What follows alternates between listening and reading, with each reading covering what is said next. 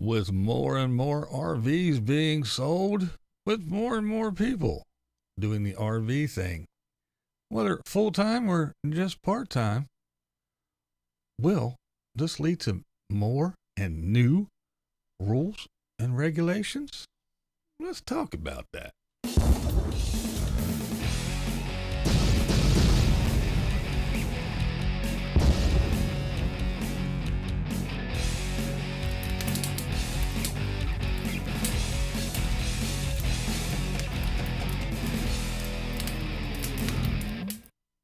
All right, what's up, BlindViews? How's everybody doing today? Topic: more and more people are doing this RV thing. And that's not just from watching YouTube. There are reports that for a couple consecutive years, highest RV sales ever. Even last year, it was the third highest sales, even though there was a pandemic. Didn't slow people down at all. As a matter of fact, some report that the pandemic actually drove RV sales up due to the fact that people couldn't fly or didn't want to fly, didn't want to be stuck in a big tube in the sky with a bunch of other people, and didn't want to travel like usual and stay in hotels and motels and have people coming in and out of your room and touching your stuff. More and more people decided that, hey, if I'm going to travel, maybe this RV thing is a good idea. So a lot of people are buying RVs. Even people are renting RVs and doing all kinds of things. So what popped into my mind was, we know how everything is. And once things take off and grow and grow and grow, everybody wants a piece of the pie. Everybody wants to find a way to make money. So some people go out and they invent new little gizmos and gadgets for the RVers to use so they can get the money that way, sell them little trinkets and doodads and things that make their life easier. And other people go, like government entities, whether it be local government or whatever. Do you think that since this thing is becoming more and more mainstream and it's just a regular thing, and we're already seeing a little bit of it, but do you think that with all this popularity and the boom in the RV lifestyle and the industry of selling these things, do you think it's going to cause somebody to go, let's make some rules and regulations and capitalize on some of this and get some money? For instance, you can walk into an RV shop and go, I want that one, give them money, jump in the thing and take off. Yes, whether it be a giant, Class A, or just back up into, you back your truck up to a fifth wheel or whatever, and you just drive off the lot.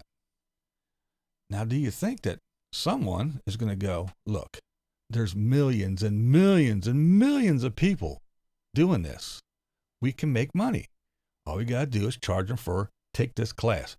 Just like an over-the-road trucker has to have that endorsement. They have to take the class. They have to pay every year to get that endorsement so they can make money being an over-the-road trucker, blah, blah, blah, blah, blah, blah, blah. Do you think someone's going to get this in their head going, since everybody and their mother has an RV now, why don't we make them take a class? We'll figure it out if it's over this weight or over this size or this, and we'll make them take a class, and we'll make them do this, and we'll charge them this much and that much and all this other stuff.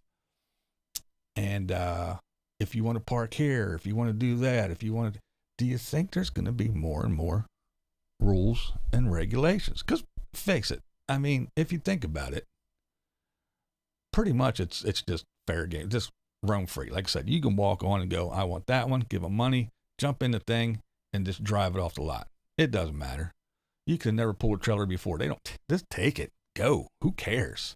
We don't care if you're safe out there. We don't care if you're a menace to society and you don't know nothing. You're going to be out there swinging that trailer all over the place and trying to back it up. You're going to take out 5 cars, a house, and a tree. We don't care.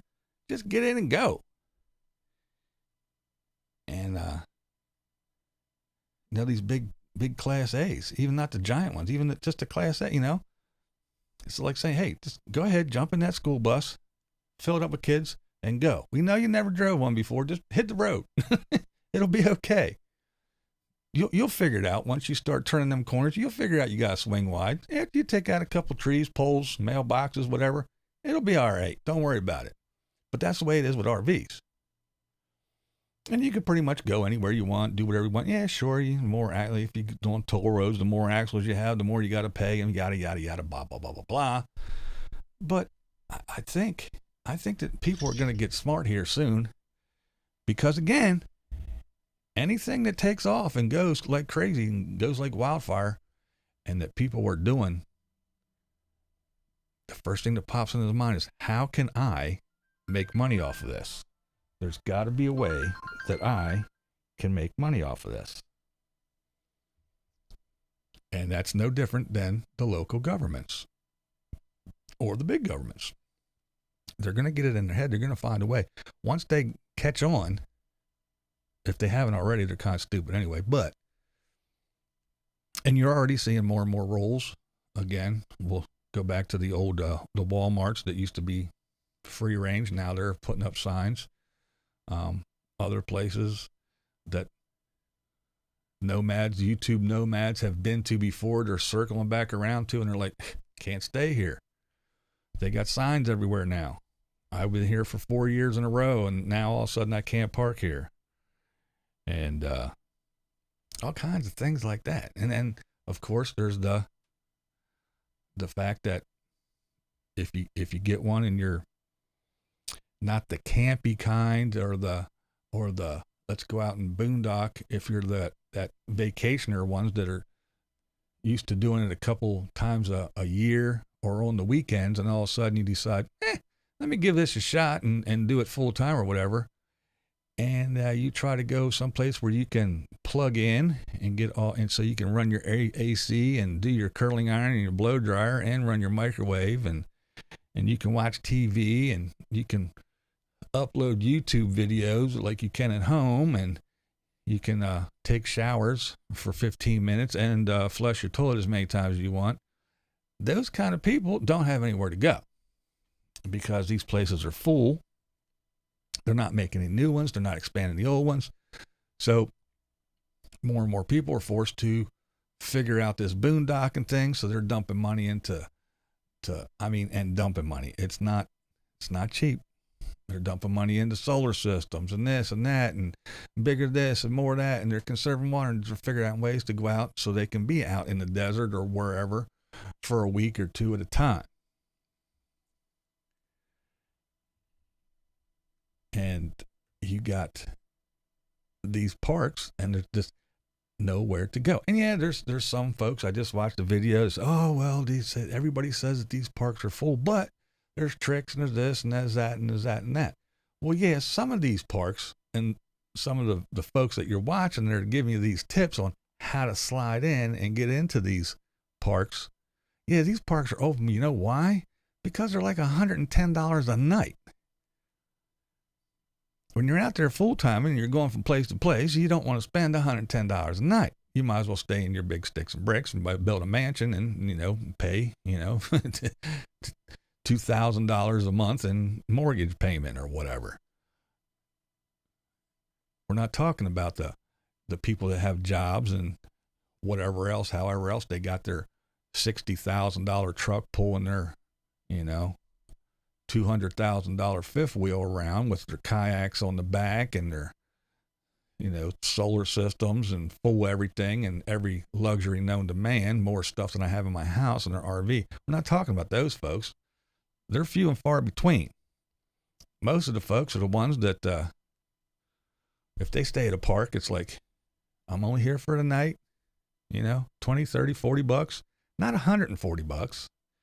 So sure, you can find some places, I'm sure, some cancellations or that one spot, maybe two spots in the whole place that isn't booked up. But yeah, it's over $100 a night, not a week, not a month, a night. So you got these folks that are going, well, I got this RV. This is everybody. I've been watching YouTube. I'm reading articles. I'm seeing everyone's buying these RVs. The RV manufacturers are complaining they can't keep up with the demand. Well, not complaining because they're rolling in the money because they're making these things and they're selling them, but they're they're like, hey, we can't keep up with the demand of these things. And RVs are just rolling out. Used ones are being sold and turned over all the time, and they're just rolling out. More people are saying, hey, let's go do this. And you just like, where are they going to go? So they go around, they go, I've been watching YouTube and everything. They say it's just so cool. It's so awesome. It's free. It's cheap. It's easy. I can do whatever. All I got to do is just park in the Lowe's parking lot and upload a video. It might take 4 hours. Or I can go into Starbucks and sit down on my laptop and steal their stuff. Or, and all I got to do is get my solar. I can go out and sit in the desert, and we can sit around the campfire and do absolutely nothing all day for every day for the next 6 months and just have a blast. But then they get sand in the crack and they get bored and they want to go do stuff. So they want to go plug in and they can't. There's no place to go. They don't want to drive the whole way to Arizona to sit in the desert. I got a small RV, or I'm just living in a van. So I'm just going to pull along the street right here and live. And just for a couple of days, maybe a week, or I'll move every night. I'll move down the block tomorrow and all that other stuff. But then people catch on and they're like, this dude in his van is always here and walking his dog, and his dog's pissing and shitting in my yard, and he's dumping piss bottles out in my yard, and you see him down there 3 blocks away. He's always at the damn Walmart, blah, blah, blah, blah, blah, and people are like, eh. So how long is it going to be, again, until either residents start going to city council meetings and say, hey, what's up with all these van dwellers, RVers, and everything, parking wherever? I just went to Walmart yesterday. I had to go through the gauntlet of RVs and cars and vans, people living in it, just to get to my Walmart, so I could go get my toilet paper, my big screen TV, and my donuts. One-stop shop. Gotta love it. But anyway. And then how long is it going to take until some of these places, these parks and other things are going, we're being overrun. It's great, we're making money, but if we put this into effect, if we put this rule, if we do this, we can make even more money. And then the government says, yeah, look at all of them. They're everywhere. Well, if we tax them like we do, kind of like the truckers, not as bad, but if we tax them because they're going from state to state, make them have, a fuel sticker, and make them do this, and make them pay for this, and make them take this class, and every year make them pay this to get that endorsement on their license, and make them do this.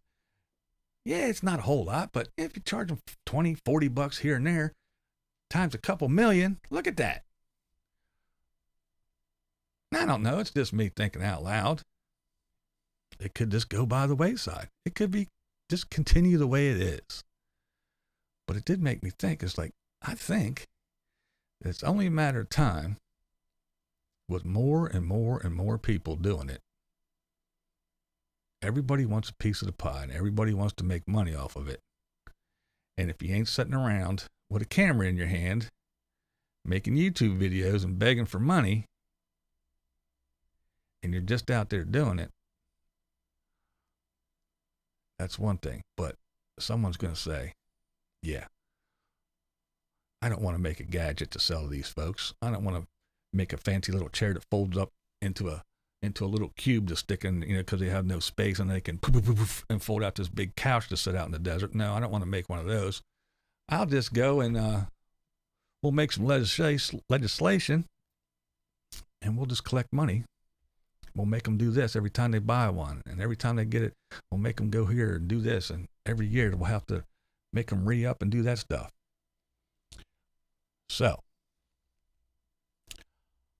I guess I'll end my little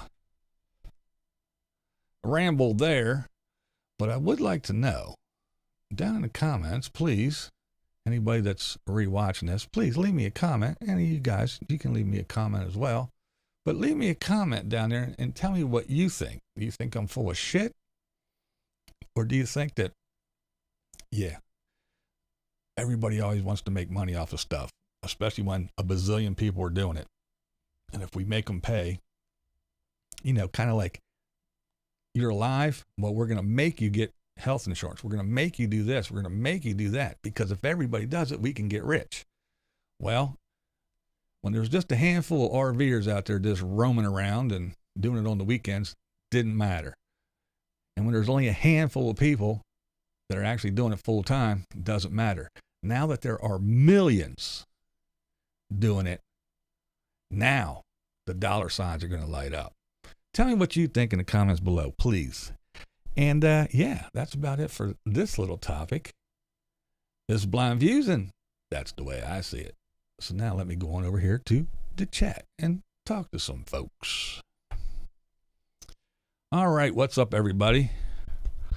I do apologize for ignoring you guys, but it's kind of the little format I do when I'm doing these lives. That way, anybody that does watch it, rewatch it, or whatever, it's kind of video form in the beginning. That way, after I'm done rambling, if they don't want to stick around and read the chat and listen to me talk to you guys, they can just end it there, but it's still video form. And I know I'm getting some slack. I had some people let me know that Camo Doug, the one we shall not speak of, he doesn't like me doing live streams, and he thinks that I'm boring and I'm just monotone, and I need to get more excited and get more expressive in my stupid headphones. Well, let me say this, Mr. Camo Doug. If you're Mr. Radio Man and all that, and you know what's going on, well, then you would know why headphones are required when you do stuff like this. I won't get into it, but there's a reason. Just because he doesn't like it, that doesn't make me want to stop. It makes me want to do it more. Maybe I'll even get bigger headphones just to piss his little bald bearded ass off. I don't know. But I guess it gives him something to talk about. Oh, that's right. He never talks about me. I only talk about him for no reason at all. But yeah, I just hit live and I go live and talk. That's right. So what's the difference? If I spend that little bit of effort, which anyway, even though my lives are live, I still have more production on my lives than he has on his squeaky cam videos, so he can suck it. So yeah, I just push live and I go live. Whoop-de-doo. I didn't remember hiring him as a producer for my channel, so he can keep his little critical comments to him and his viewers. But yeah, hello everybody. Sorry. Trisha Boo, what's up? How you doing? Worm's Eye, hey Pippa, how you doing, dearie? There's PJ. RV Ashes in April. Hello, hello. Carrie Joe, Marilyn Monroe, Nana Cat. I guess I shouldn't do that. Because that's all I do is I just sit here and go, hello, hello, hello. According to Camo Doug. There's Dorothea. Ox. Fatima. Hey, there's Mr. Rockford. Let's see. Everybody saying hello to everybody. Every time I scoop the litter box, I think bye-bye Camo Doug. Keep doing all these daily vids. We're going to start calling you Camo Blind. Yeah, right. Oh, I'm going to do 4 a day. I'm trying to catch up with him. I got to do 4 a day. Because, you know, I just do this because I have nothing else to do. Says the guy who does 3 videos a day. Because he has nothing else to do. Fuck off, Camo Dave. Government is out of control. There's Pa Steve. Hello. Never again. I was late. Fixing lunch. Hello. Hey, there's Polly Girl. What's up, Wish Cloud Studios? You made it. That's right. See, he's going to be begging for a new car soon. His little VW is dying. Oh, little Adam. How obsessed do you got to be with somebody to actually name your car after him? Adam the Woo. Little Adam. Isn't that a trip?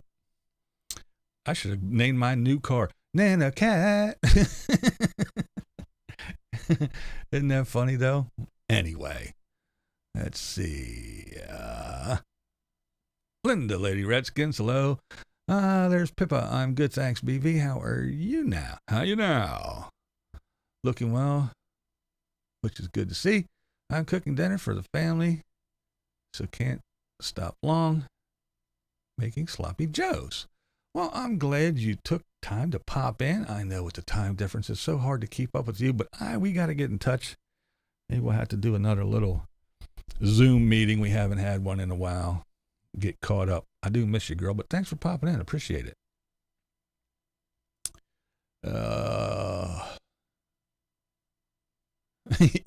Gypsy Lee says, even I don't have time to watch 4 a day. Right?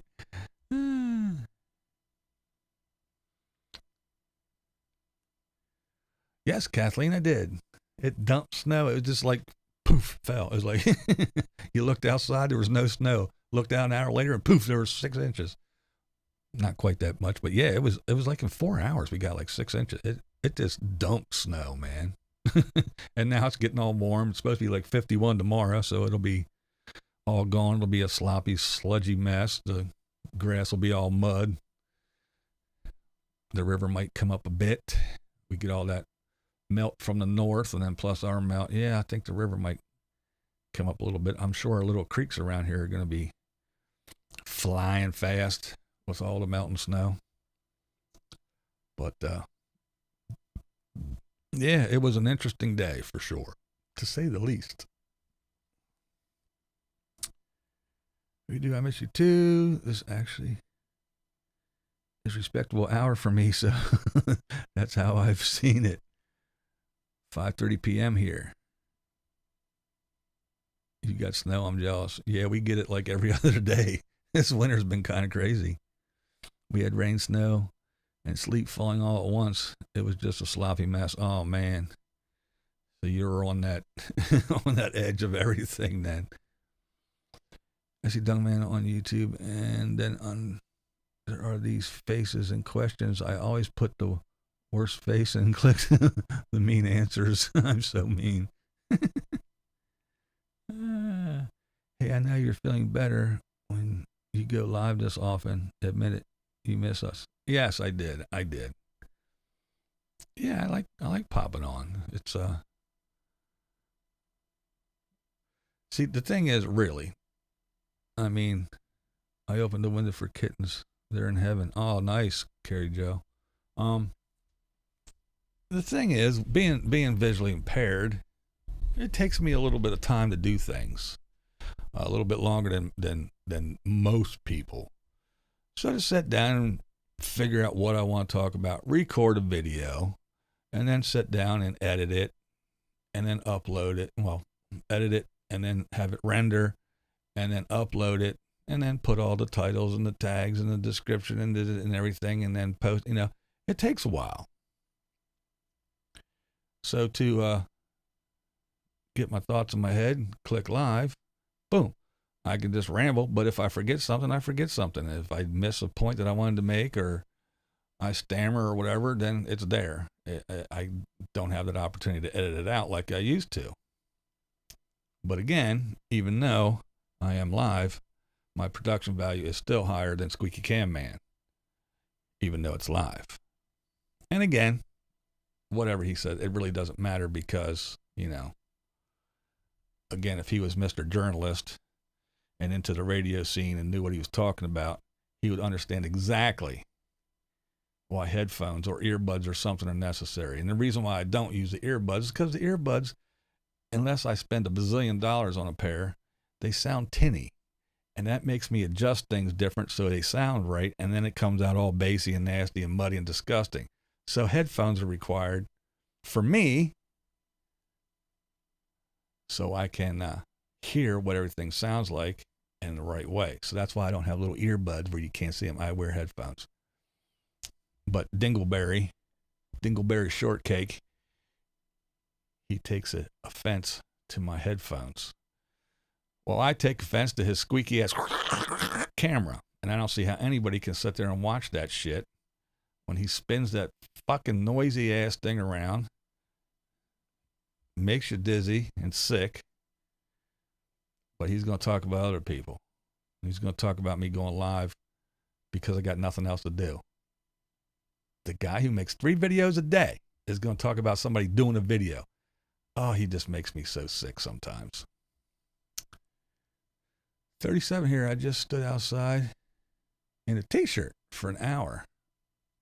Wow, that's cool. You know me, I love live chats. And they're fun. We're having a February thaw, 54 today and 40s till Sunday. Then it gets nasty again. Oh, really? Yeah, it's supposed to be 51 here tomorrow.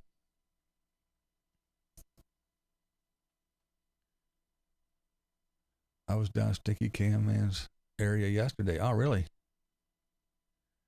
Let's see. Yeah, my friend of mine, amusement last night. We had you on Roku, and Casper was just watching and making chirping sounds. Do you think your disability holds you back some when doing artwork? Probably does a little bit. That's a good question, Todd.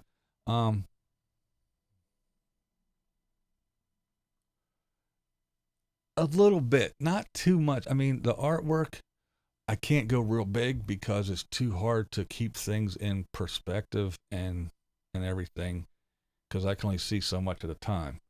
But as far as the artwork and the visual disability, it seems to help, I think, because I notice things more. I look at things closer and I notice little details that sighted people might overlook. But then again, I don't consider myself an artist per se. So an artist, a real true artist, whether it be a photographer or a painter or somebody that draws, whatever, they do tend to look at the finer things so they can capture everything and make it look realistic if they're doing realistic stuff. If not, if they're doing abstract, they just draw and whatever. But if they're doing realistic stuff, then yeah, they kind of tend to look at it. But me as a visually impaired person, I think it helps me to zone in and look and catch those little details that some people don't get, that makes it look more realistic. Carrie just says, I like headphones, more comfortable. Yeah, they are more comfortable. I don't particularly like the shit sticking in my ear either. But Potch says a lot of YouTubers have crap audio. You do it correctly. Oh, well, thank you. And that's what, I mean, basically, it's not like I'm getting outside things that I hear. It's just, I want to hear what's going on.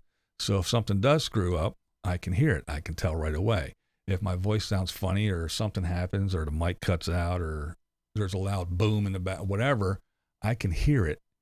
If there's a loud noise that I can hear, but I don't hear it through the headphones, then I know you guys can't hear it, and so on. That's what it's for. It's so I can hear exactly what you're hearing.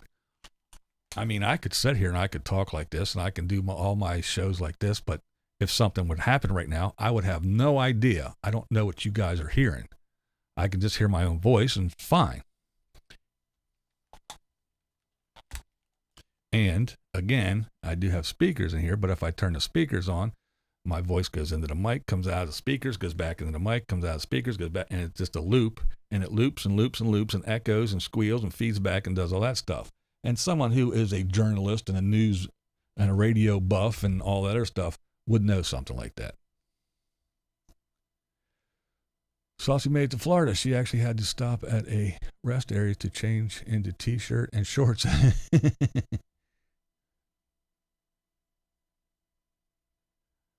Your videos are thought-provoking, unlike a stream that we cannot mention. Government will try to regulate RV to chase the money. For many, it is a way to care for oneself as they age. Getting old is yes. And I agree. I mean, I think that's the thing. Safety is overrated. I'm sick and tired of being alone 24/7.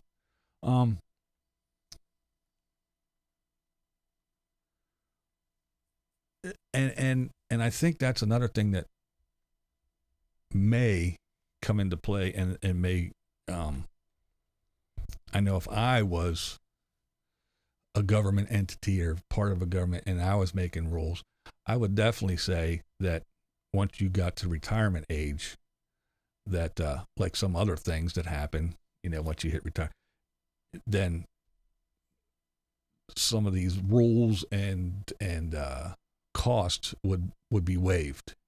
It would be for the still able-bodied working class, working age people. And some say, oh, that's not fair. Well, yeah, it is fair. Because most people worked all their lives. I always say this. They paid their dues. They put in their time. They raised their kids. Their kids are gone. You know, it's like that sentence. I served my sentence. I'm rehabilitated. I'm set free again. But yeah, you work. You pay off your house or whatever, and you do whatever you're supposed to do. And you work. You have a little nest egg. You get your 401k or your retirement. You get your Social Security when you get to that age. Your kids are grown and alive, and you did whatever you could, and they're out there doing their own thing. And you go, there, I'm done. I did it. Now I can go do whatever the hell I want to. After, being on the planet for 60 some years and working for, 30, 40 years. Now I can actually take some time and, in the golden years, when you're all decrepit and shit stopped working and this hurts and that hurts and this ain't working anymore. Now you can go out and have fun.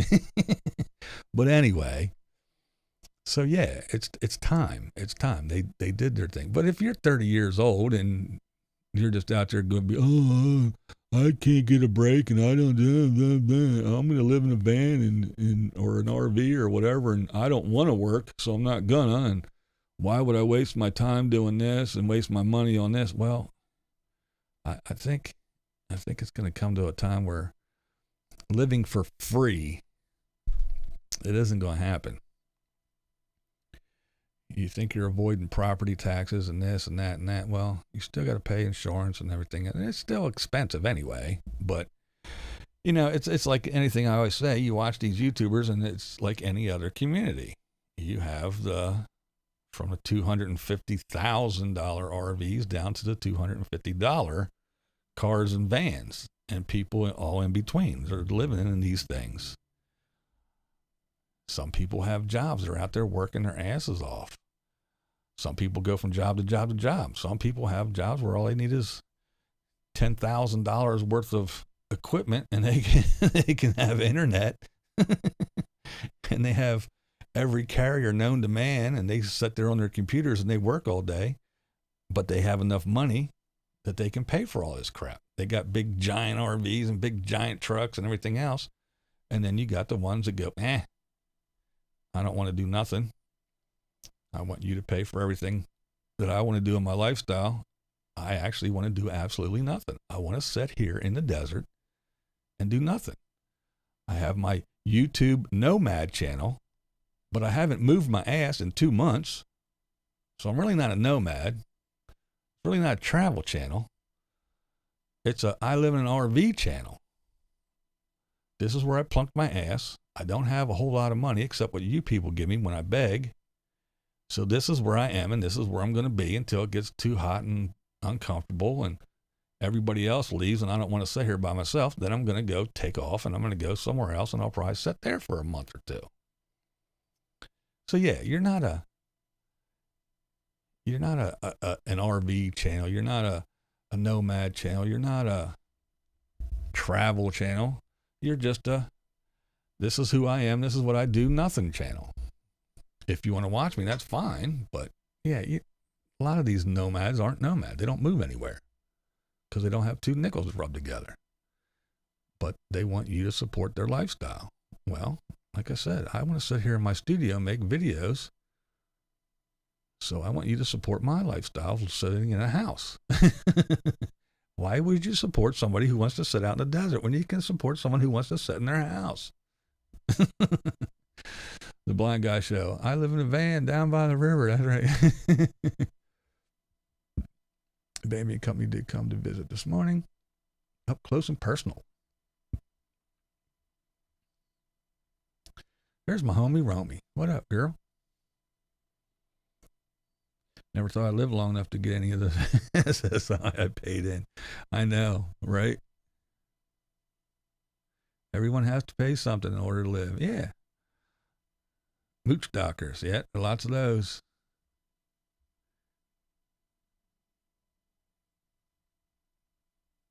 I've been rubbing a dime and a penny. Nothing.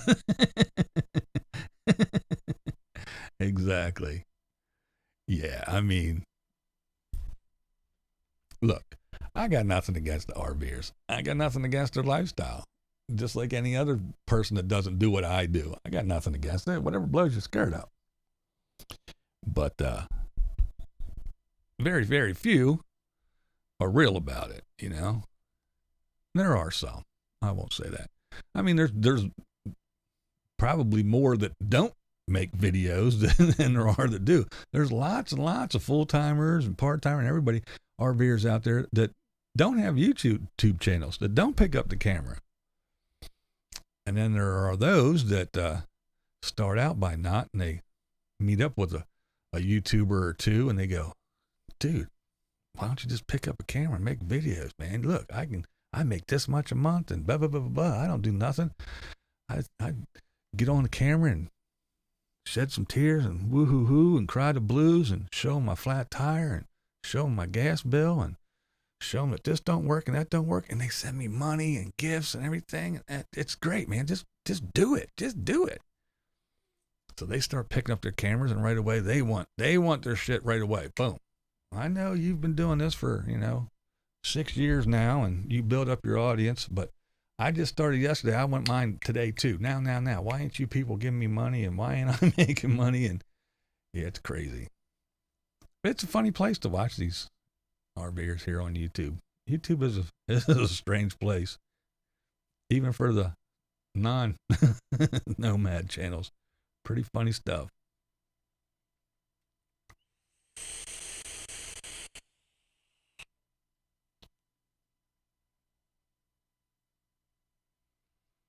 It amuses me when family members tell me I should do this and that. No, what I should and do is not listen to you. Exactly.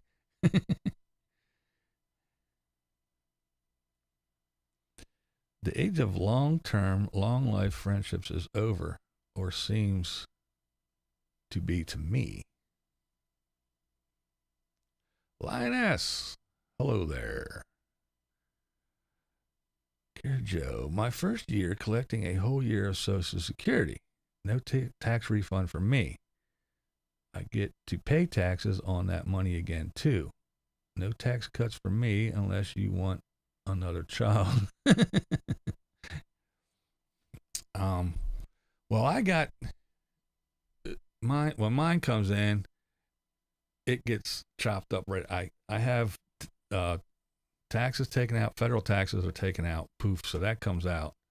And then my the 100 and whatever it is for your health insurance, that comes out. So yeah, that gross number that you're supposed to get, once it gets here, I get this little net. It's not what, yeah, it's cut down. So now it's tax time, so I will get a little bit back because I paid in. And yeah, I don't have to pay any of the local taxes anymore because I'm a blind guy. But yeah, it's definitely an interesting part of life once you get there. There's Badge. Hello, gang. Just stopped by to see the blind guy ranting about. So if I turn my channel into a pity party, I can make money. I'm in the wrong niche. Exactly. And I did find that it helps if you have boobs and you shake them a lot.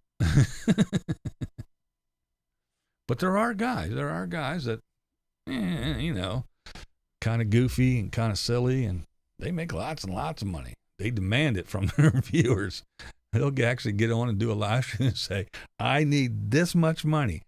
And if I don't get that much money, I'm just going to stop making videos. I'm going to stop doing everything and screw you guys. And people go, oh, well, we can't have that. So they throw money at this dude. And it's like a Jerry Lewis begathon. All he needs is that little thermometer in the back that goes up. I want to get $300. So as soon as he gets $300, well, we got $300. Hey, can we get 6? We need $600. Come on, people. We can do this. This shit is hilarious. I guess it works, but hey. As he shocked me my first year, I had to pay a little over $2,000 between federal and state. Wow. Wow, that's crazy, man. That's a lot. I figured I'd bring my busted butt in here and see what's shaking. Shoulder still hurts a crap load. Didn't break anything, it turns out. Well, that's good. Taxes. I owe, so off to work I go. Ain't that the truth? That used to be my theme song. Devin and Desert Dogs. I retired at 62 after working 45 years, and I felt guilty every time I went to Home Depot and saw an old person working. Took me a while to start feeling like I earned my leisure. Yeah. Shadow Wolf. Checking in. Yeah, it was a surprise to me also, Marilyn. I got used to getting a nice refund after new tax laws. Now I'm paying in again. Yeah, it's a trip too, because once you get a certain age, even if you do want to work, go find one of those little supplemental income things where, because I don't know how the regulars, but I know with the disability, I'm allowed to make X amount. And if I go over that, then all hell breaks loose. But I'm allowed to make a certain amount. So if I was to go out, and I have, to go out and look for a part-time job or something, people just don't want to hire old people. They just really don't want to do it. I don't know why. Because us old folks, we're reliable. We ain't going nowhere. We're going to show up every day. We're going to punch the clock. We're going to do what we're supposed to do, and we're going to get on out of there. Sure, we might have to call in because this hurts, that hurts. We got to go to the doctor or something. But for the most part, we're going to be loyal, good employees. I made some withholding adjustments, and this year I owed a tiny amount to the feds and got a refund from the state. Not much, but a refund. Yeah, right? Don't get me going. We work our ass off to pay taxes, then you get to pay taxes on pension. Yeah, isn't that shit crazy?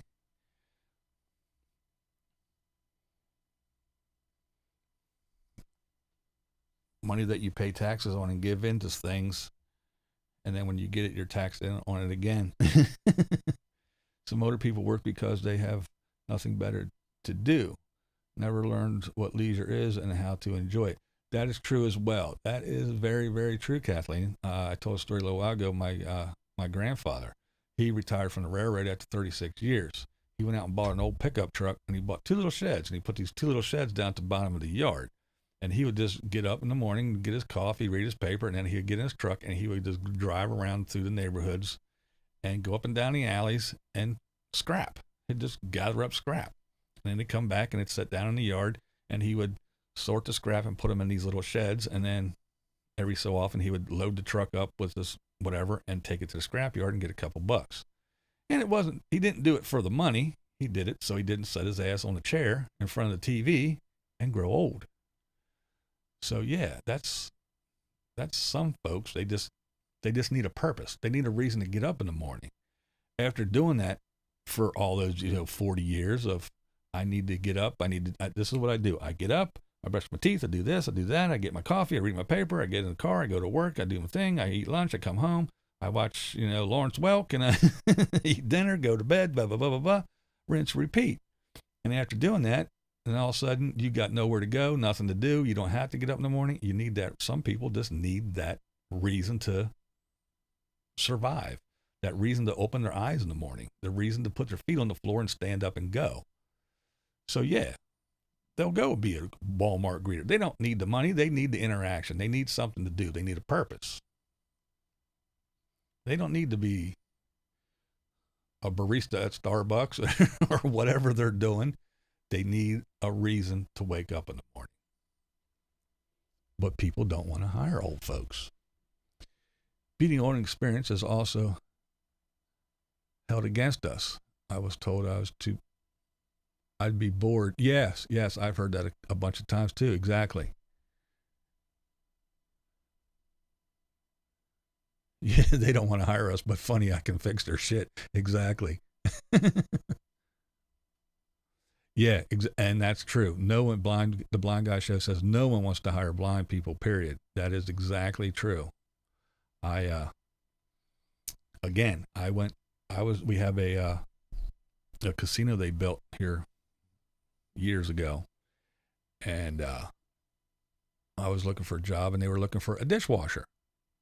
All I gotta do is stand in front of the thing and get dishes and rinse them, put them through the, do the thing and just do that. No. It actually said, you need peripheral vision for this job. Okay, cool. I can get it. You're in the kitchen. You don't want to turn around and get stabbed with a knife or somebody, or whatever. Okay, I got that. A local tattoo shop needed someone just to answer phones, scribble down some appointments, sweep the floors, and do stupid shit like that. No, we're not going to hire you, because when you do it, when you apply for a job, you give them a resume, or you tell them, like, you worked in steel mills, you did this, you did that, you were a firefighter, you did this, you did this, you did that, you did. No, you're not going to sweep floors. Well, yeah, I'm old, I'm blind, and I need something to do. Yeah, I can't work at a steel mill anymore. I was nice to the camo guy, asked a question on a comment. He read it too, but didn't answer.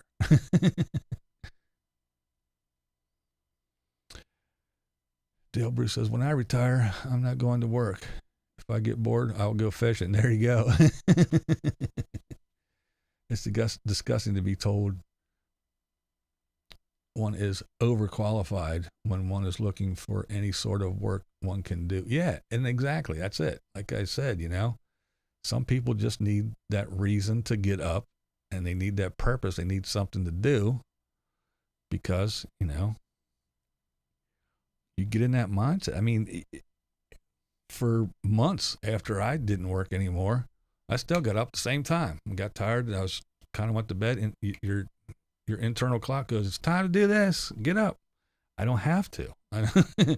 So some people are okay finding little hobbies, or doing this, or just relaxing for a while, or going fishing, or going out camping, or just driving around and seeing shit. But some people just need that something. I just need to get up. And if it's just putting price tags on something at a grocery store, whatever, they need a reason. Let's see, Carrie Jo says, got state back, so I only owe federal about $200 after that refund. So I'll keep my withholdings the same. I already have extra taken out on the pension. Cool. I'm not Chuck. Hello, Char. My reason to wake up in the morning is to learn something new. There you go.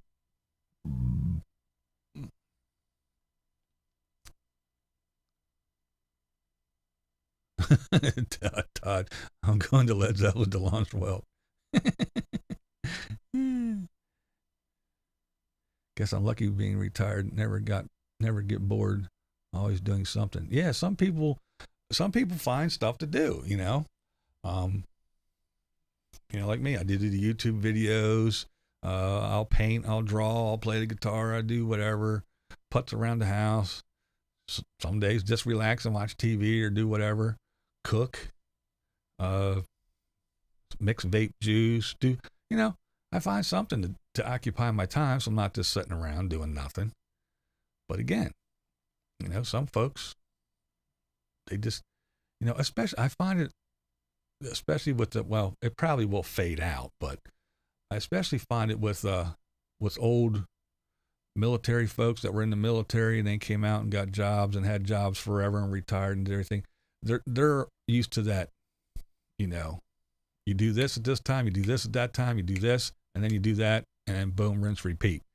And then they get out of the military, and then they get jobs, and you get up, you go, you punch the clock, you do your job, you punch out, you go home, you do this, and you do that. A lot of folks like that, they need something. Instead of, okay, you're done here, go out to pasture, just go out and roam around, do nothing. No, they can't. They need something to do. Only job I've done since I retired is background on some movies. Silk Road is the best one I did. Just came out. 45% on Rotten Tomatoes. Oh, really? Cool. That's pretty interesting. Old Stonard.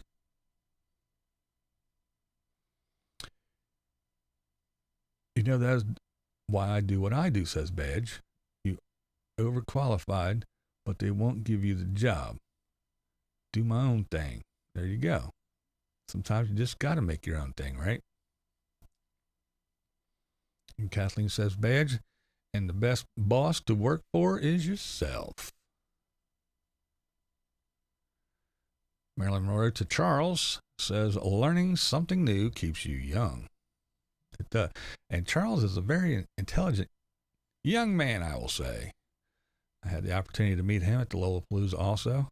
He gave a little lecture, seminar, whatever you want to call it, on batteries and things, and very well spoken, has a grasp of the English language, has a very nice vocabulary, very nice speaking voice, and very, very intelligent, very informative person.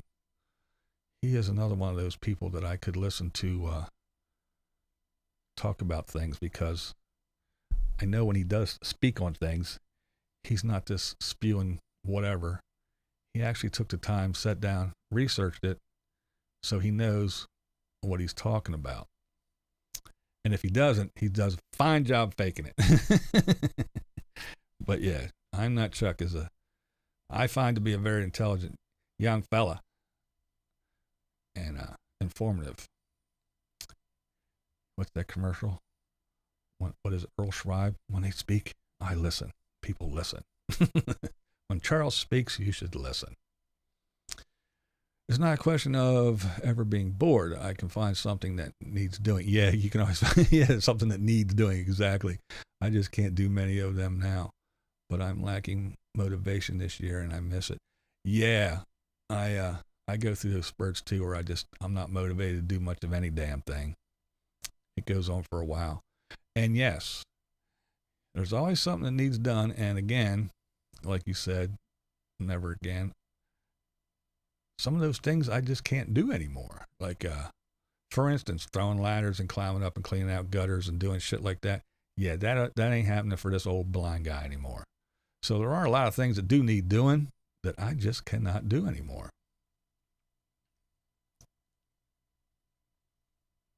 My old employer loved to hire older people. We were more responsible, better work ethic than some, and no little kids at home. Yeah, that's true. And I feel the same way, Carrie Jo. Reliable. They're trustworthy. They're going to be there.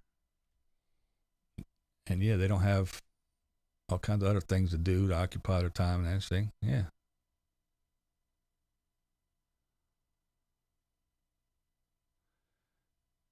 Devin Desert Dog says, badge. We all love that you do what you do. You possess a lost expertise and help others. You rock. That's right.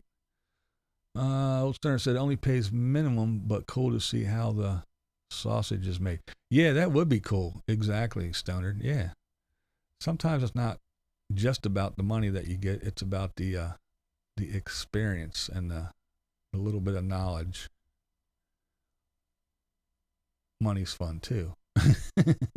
But yeah, it is. Sometimes you just do things, if it makes if you make a little bit of money doing something, it's just like this dumb shit, I don't do it for the money, but I do make a little bit of money, so it's a bonus. And if I can, I'm going to get that extra little bit of money because it helps. It helps to do little things that I just don't have the money for. And again, no one's going to hire me. So if I can sit here and make a couple bucks here and there off of YouTube, I'm going to do it. I do live sound at medium-sized festivals on the side. I want to do it when I retire, but with COVID, yeah, that's true, Steve. That is true. See, that's the way I was with the running light shows. I unfortunately can't do that any longer either, but yeah, I did that. That shit was a blast. I loved it. I always liked to sit near the sound booth. Just about the best sound available right there. Yeah, sitting around because I know I used to sit, I used to be right next to the sound guy a lot. But yeah, sitting there, you get the nice view, front of house, usually in a good spot, center, where the sound and everything is all but perfect. Having something to do is validating. Wheelchairs can be limiting too. No cleaning gutters for me. Yeah, right? Yeah. Yeah, you don't let things, you don't let a disability keep you back and hold you back from doing things, but you do have to realize you do have a disability. You there is, it's, the word is right there. You have the ability to do things. Well, we have a disability. We are not able to do certain things. You have a handicap. People don't like that word handicap, but it is. You do have a handicap. I can't do this. I can't do that. There are a lot of things I can still do, but there are some you can't. And you have to realize your limitations so you can go ahead and press forward and do the things that you want to do and can do to the best of your ability. That's what made this past year so hard, getting anyone to come to do some things without begging or getting royally pissed. Yeah, right?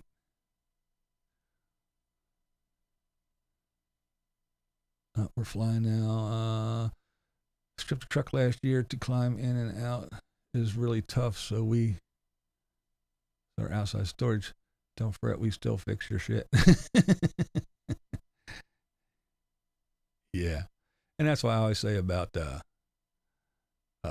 living in a van or traveling in a van. Yeah, I'm too old to be climbing around my hands and knees in a van. If I can't stand up, I'm not going in it. I'm not doing it.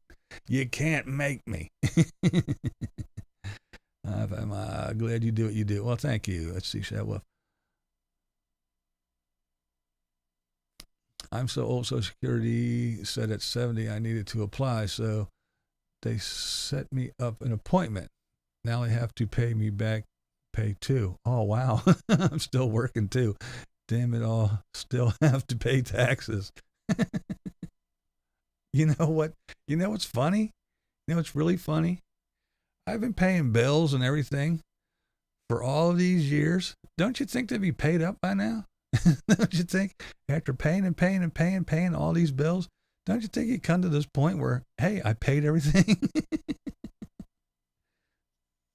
But nope. Speaking of things to do, I need to get lunch on the table for the 10 pair of eyes staring at me. All right, Kathleen. What I find impossible, cutting up trees on ground impossible. Back pills for 2 days. Oh, yeah. That's funny. Spring, set up a ladder and cleaned out our gutters. Today, blind guy up on the ladder. Totally blind guy up on the ladder. Yeah, shit.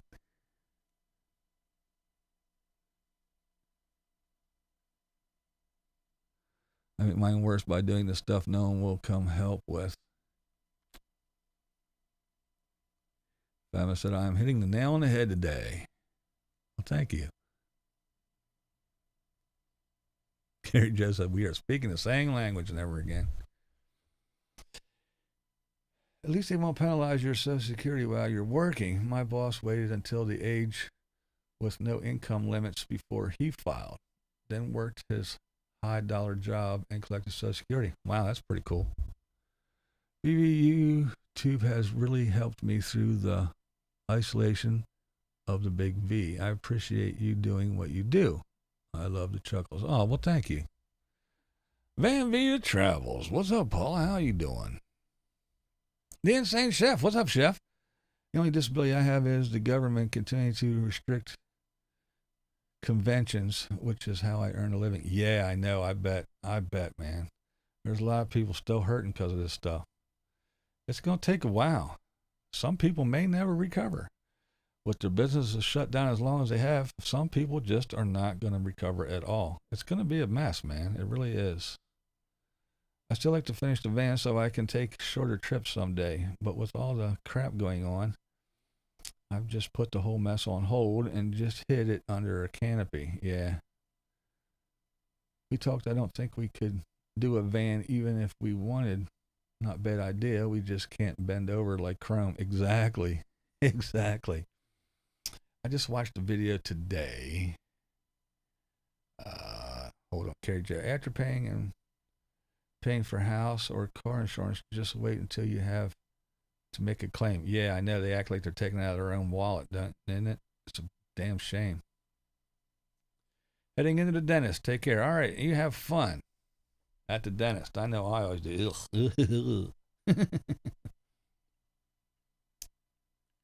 Gotta make brekkie later. All right, Badge, take it easy, buddy. What was I talking about? Oh, the van. Yeah, I watched a video this morning. It was I forget whose channel it was. I forget now, but they were talking to two ladies that started out in a van and then bought a I think a fifth wheel, and then they said they just figured it after like 13 months or something, they figured the lifestyle just wasn't for them. It wasn't what they thought it was be. It just, not that it was bad, but it just wasn't for them.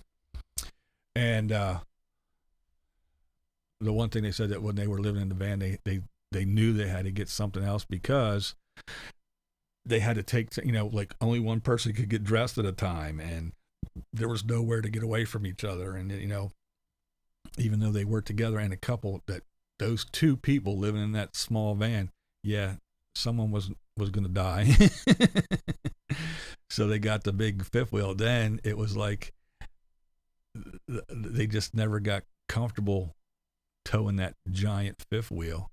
It was always such a white knuckle moment every single time, and it just wasn't fun. And and they even said that for people, they were working, so for people that live, their words were, for people that live out of it, it would be great, but we live in it. And they said it's basically like dragging a living room around with you everywhere you go. But so they had to be, they would get up and do their work online, taking phone calls and doing their work, and then they could go just like, living in a house, and then they could go out and do whatever, but they had to live in this thing. It wasn't like they were going up, pulling up, and then getting out and going and walking and hiking and fishing and driving around or sitting outside. They actually had to live in it, and it just wasn't for them. And so I was watching, I was like, thank goodness somebody's finally just telling it the truth. They gave it a shot, which is cool as shit. Awesome. They gave it a go, and they told you the real deal was like, look, not that it isn't a great thing and they'd love to do it, but it was just wasn't for them. So I found that pretty interesting. I found it very refreshing to hear that story. The chef, I find myself doing very oddball stuff to earn money these days. Haven't had to hit the street corner yet. We'll see the chef in the strip clubs. Dollar sticking out of his G-string.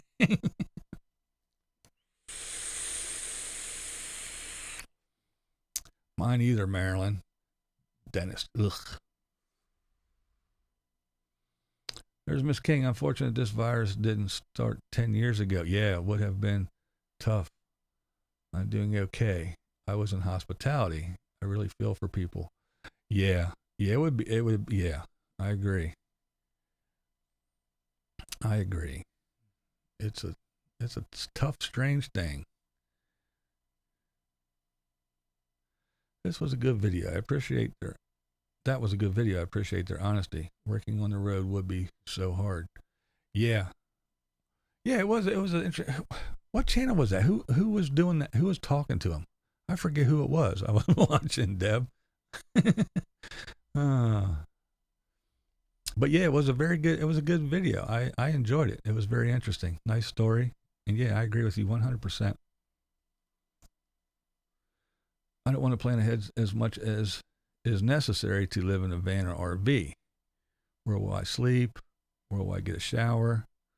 Where will I get water? Too much to think about every single day until I die.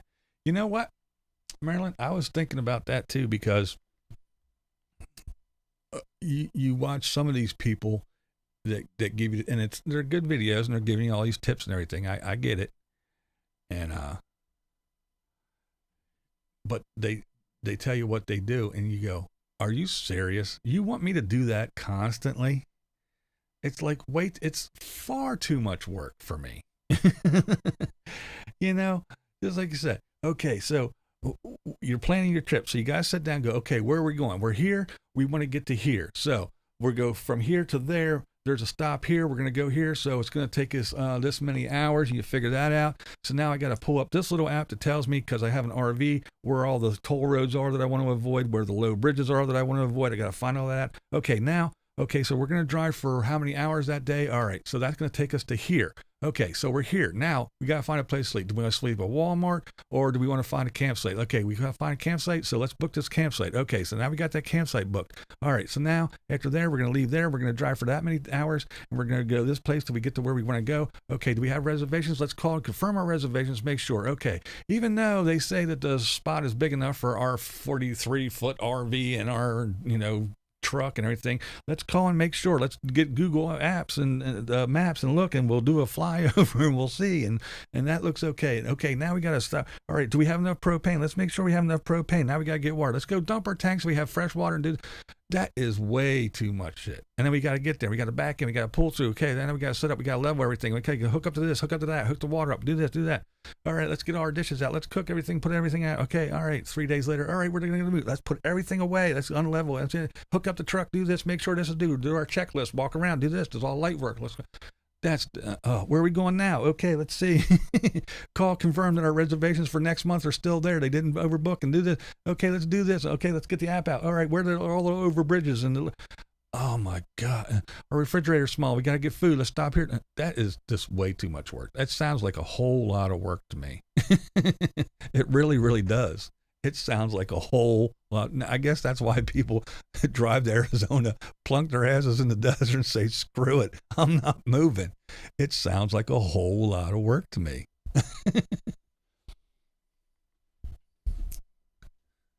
But Steve says, you can come do sound with me up in Canada. How's your back? Yeah, weak mind, strong back. I don't see so good. Yeah, there towards the end when I was still running lights, I punched the lead singer right in the mouth. Didn't mean to. We're running around. I'm winding cords and doing stuff. I can only see this much, so I'm doing everything. And I turned around, and he was standing right here, and I didn't see. I turned around and went, pow. And I slugged him right in the mouth. I was like, damn, hope you can still sing tomorrow night. I just punched him in the mouth.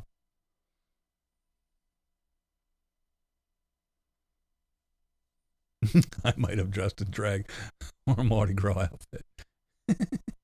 I could not live in the desert. Feeling dirty and dusty are not my forte.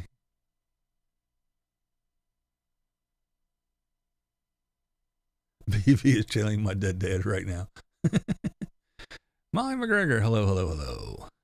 Listening while working around here. Did you see Casey Roman's yesterday? Also very good.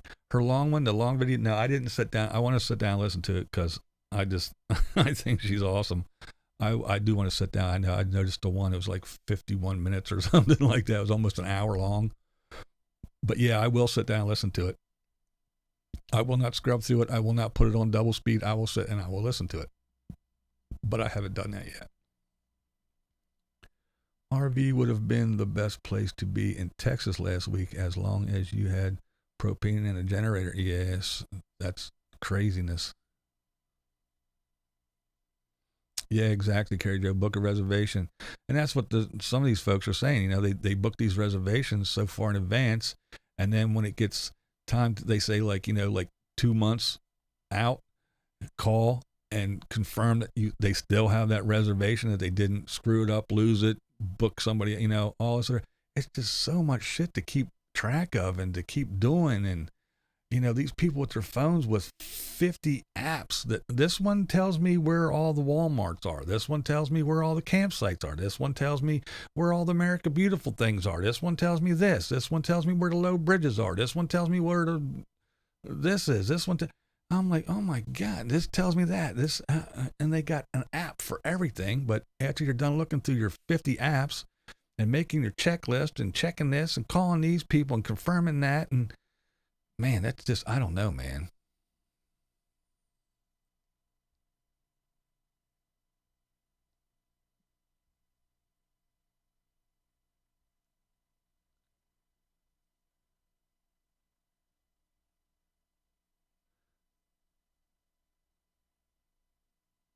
Let's see, we can stay interviews. Hey, did you get fired? No, no, no, I didn't get fired. They knew if they worked around me, they were working at their own risk. Because I would go in, set up everything, run all the cables, do all that shit, do sound checks with everybody, do light checks, aim everything, do everything, then go take a break, then come back, run the light show all night long, and then as soon as they were done, I'd start tearing shit down. So I had a long day. And if they got in my way, they got in my way. They knew I couldn't see, but yeah, he was standing right there, and I just was winding the cord. I turned, and pow! He was right there. I didn't hit him too hard. It wasn't like I punched him. I just spun it, pow! It was a mess. Exit itinerary. BB, I got to sit down, exhausted.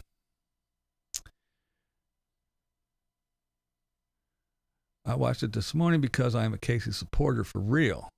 She and I have had more than one argument, but I'm not bummed. I'm not banned any longer. Yeah, I like that fiery redhead. I think she's a blast. And yes, I will watch. I watch her video. When I watch them, I watch them. I don't care if they're an hour long or a half hour. I sit down and I watch her because she is. I think she's a trip. Her sarcastic tone and attitude. She's another one that has a great vocabulary, and she's an awesome storyteller. I just think she's great.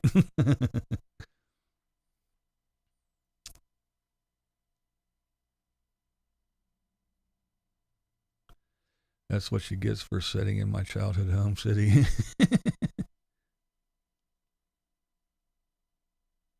The checklist on a Cessna is easier. I think you're right. I think an airplane, because I did work at an airport. And you had to go down and do the run-ups and stuff. You check the little thing. Click, click, boop, boop, boop, pull up. Boop, boop, boop, pull up. Go through all those little check. I think the checklist is shorter for an airplane. I believe you are correct.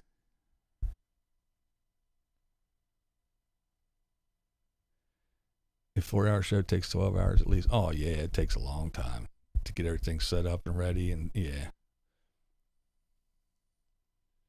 BlindViews, I've been subbed to you for a long time. Got to say, you got a good channel.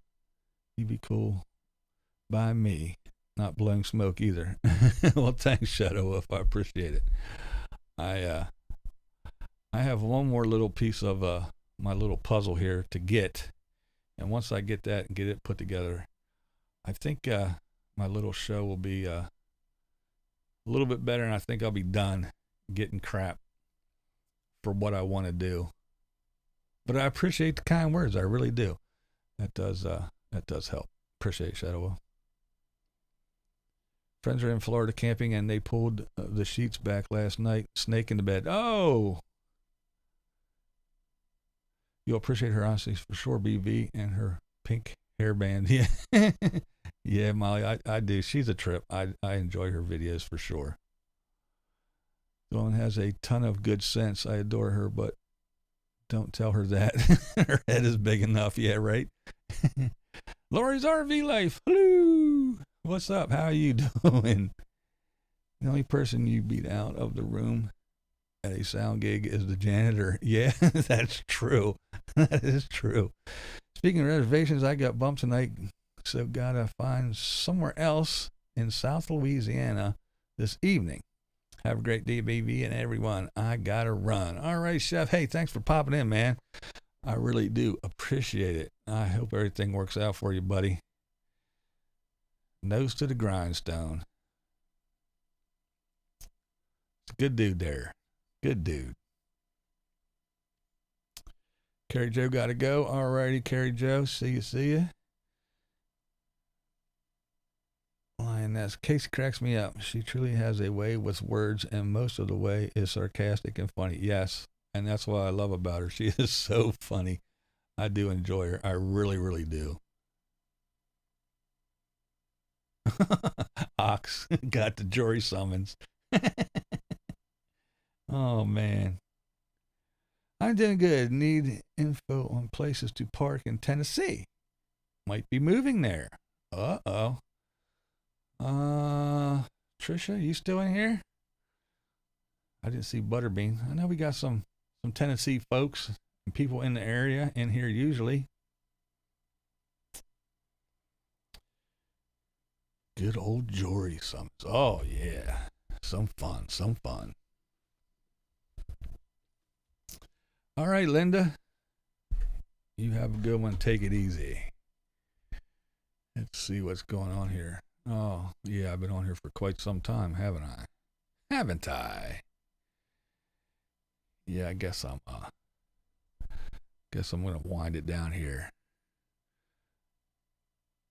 I can't serve, but they still draw my name about every 4 to 5 years. Oh, really? I had one last year, Ox. That's what you get for opting to vote. Son-in-law is a singer. He and my daughter are moving there in August. Ah, yeah, man. Tennessee is the place. I know a couple folks that moved to Nashville area to pursue their music career. Yeah, it used to be Detroit and some other places, even New York and places, not even California now, man. It is all about the Nashville area for music. Good stuff. It's booming too, man. Doesn't look like there's any signs of it slowing down any either.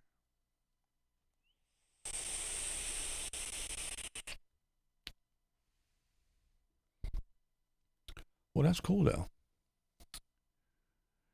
Let's see. Mai says, BV, you are more than a talking head. Egotist who just enjoys hearing his own voice. You interact with your community and you're sincere in your interest in it. Oh, and you've got skills. Oh, well, thank you. I mean, I do have my opinions and I do like to rant about things. But it's nice to have someone to share those opinions and rants with. And I enjoy the interaction with you guys. That's what makes it fun. And I do, again, appreciate the kind words, Molly. I really, really do.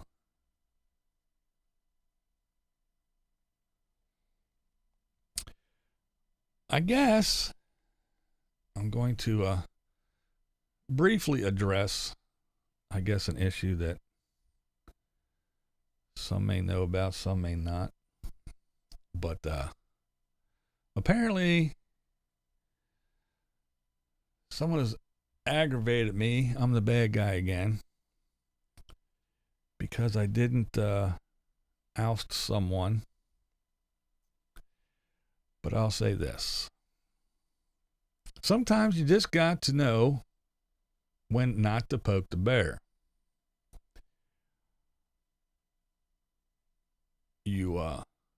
You see the bear, you acknowledge the bear,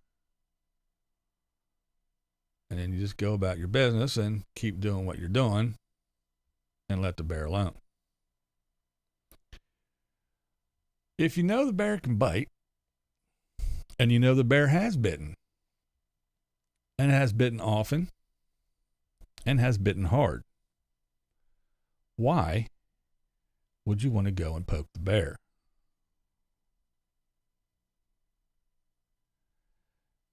Sometimes it's just better to, again, acknowledge and just go about. Not excite the bear. So I'll just leave it at that. And as far as not contacting back, I've been busy. I was going to. But after a long hiatus, a short hiatus, I did reach out. And I got 0 response. So when I did get a response, a week or 2 or whatever it was later, I've been a little busy. And yes, I did neglect it. That is my fault. I shouldn't have. I should have responded, even with a text or whatever, when I didn't answer the phone call. But I didn't. And that one is on me. So, yeah. I guess, once again, I'm the mean, grumpy, nasty old guy. I'm the bad guy. It isn't the first time, and I'm sure it won't be the last. Didn't mean anything by it. But I don't have opportunities and people coming and throwing things at me and doing things and taking care of everything. My little bit of chump change is needed. So I don't poke the bear. And it isn't anything personal. It's my choice. It was something I felt didn't need to be poked. Because I don't need that. I don't need to have to be dealing with avoiding the bites and the claw marks. So I just don't poke the bear.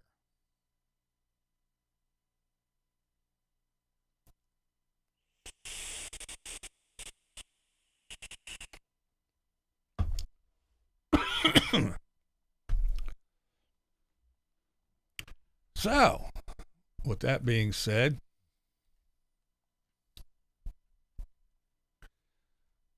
what do we want to do? How many people are in here? Should we hang out? Hour and 20 minutes? Should I go? Should I stay or should I go now?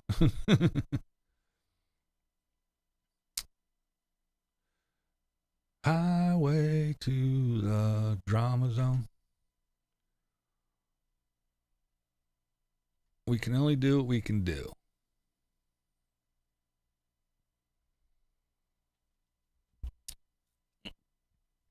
Can't be everywhere all the time.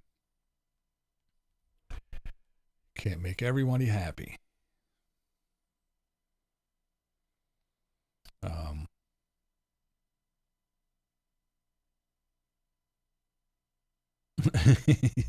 Should I stay or should I? You laughed out loud, huh? Yeah, I'm kind of done babbling, but at the moment, I really don't have anything to do. If I get off here, I'm just going to go downstairs and find something to eat, and I'll cook and eat. So if there's people hanging out, I see a lot of people leaving, so I was just wondering if I should hang out a little bit longer, if I should just go ahead and go. I'm sure the longer I'm on here, the more it'll give the one we do not speak of something to talk about.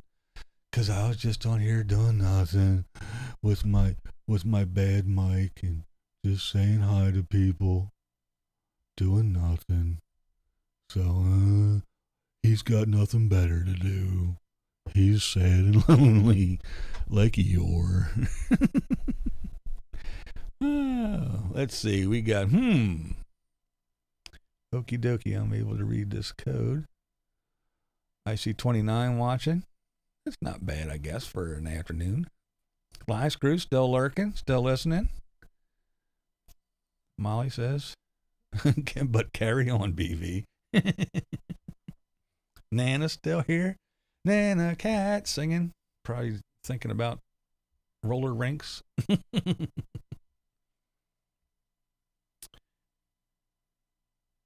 BV is the least sad and lonely person I know.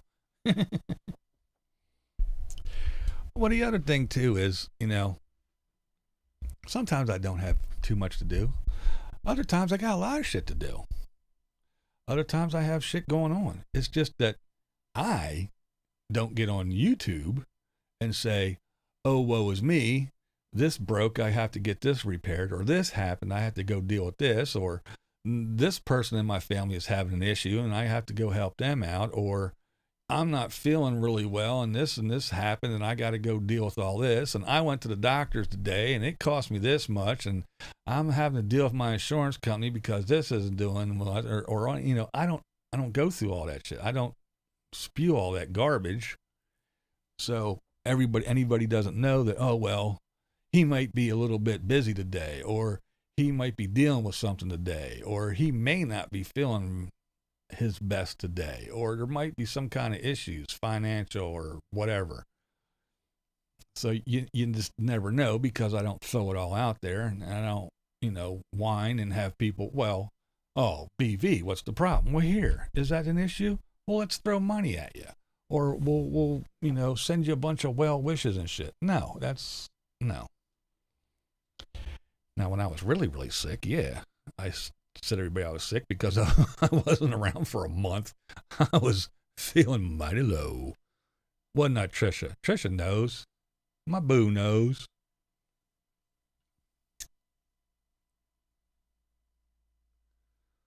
So what happened with the nail in the tire? Oh, wasn't a nail. She brought it home. It was a flathead screwdriver tip.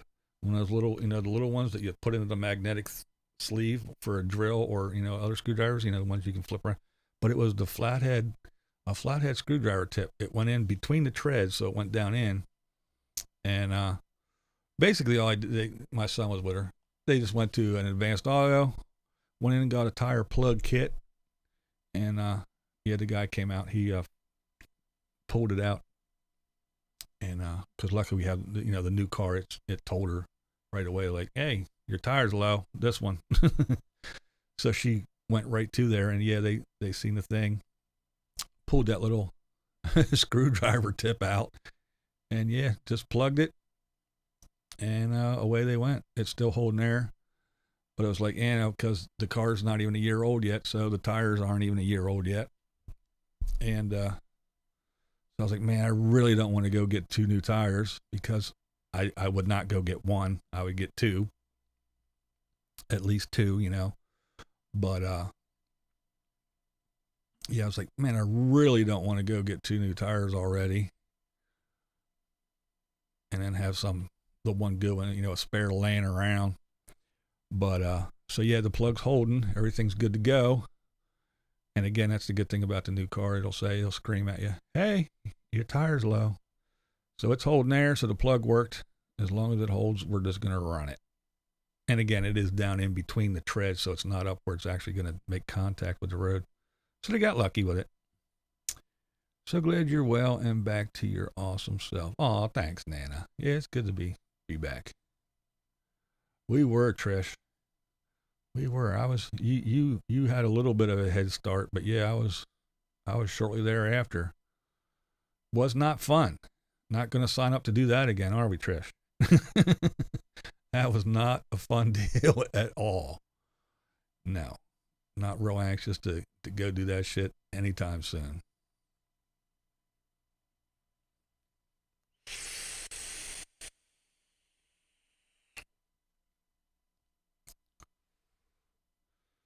Is resisting most of my responsibility, believe it or not.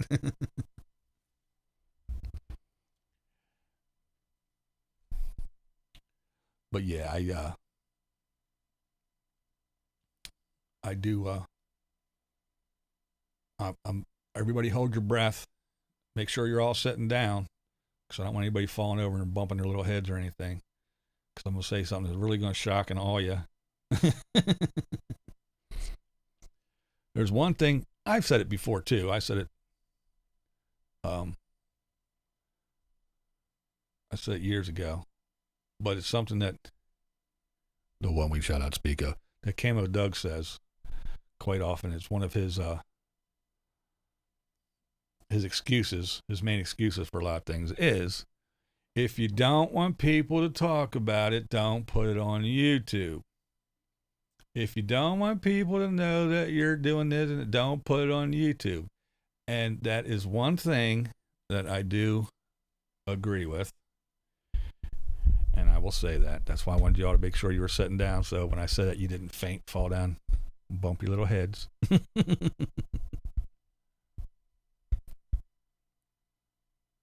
Jump in your car with notes and road trip to Walmart and go live. But and that's why I don't. That's why you don't see my daughter and my grandkids and my wife, and I'm doing this, and this is what happened, and oh, I got a leak in my water here, whatever, none of that shit. None of that crap. I don't put it out there because that's not what my channel's for. It's not to get the sympathy vote. It's not to go, oh, woe is me. No, that's not what it's about. If you want to come and hang out, you want to come and hang out. Not because, oh, let's go pity the blind guy, or let's go pity the guy who has this wrong, or let's go pity the, no, that's not what my channel's about.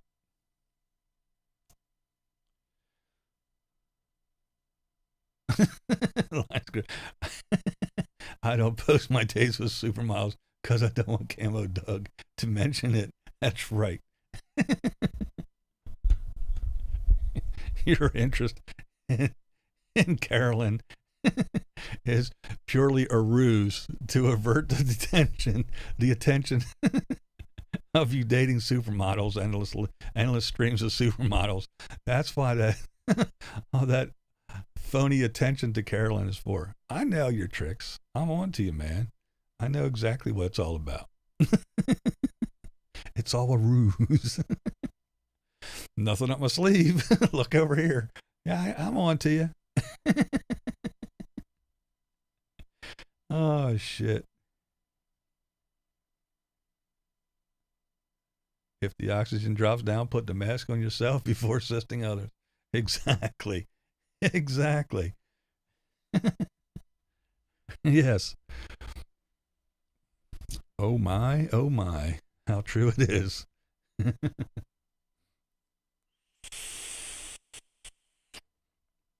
That's one thing I taught my kids early on. Not literally oxygen mask, but but Molly, it's good. It's perfect. It's that if you can't take care of yourself, you can't take care of anyone else. That goes for pets, kids, spouses, boyfriends, girlfriends. If you are not happy and you're not happy with yourself, you cannot make anyone else happy or be happy with anyone else. So, no, things aren't always selfish or self-serving. No, it's okay to be a bit selfish because, again, if you are not happy and cannot take care of yourself, you cannot be with anyone else and take care of them or make them happy or be happy with them. So yes, Molly, exactly. If the oxygen drops down, put the mask on yourself before assisting others. Bingo, bango. You can use that throughout life for everything. And if they want to call you selfish, let them go right ahead. Because sometimes you just got to be a little selfish and take care of yourself.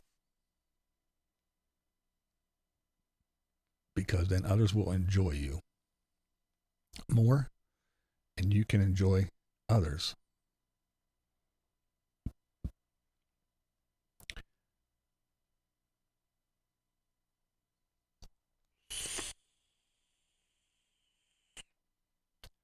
Boom shakalaka, she says.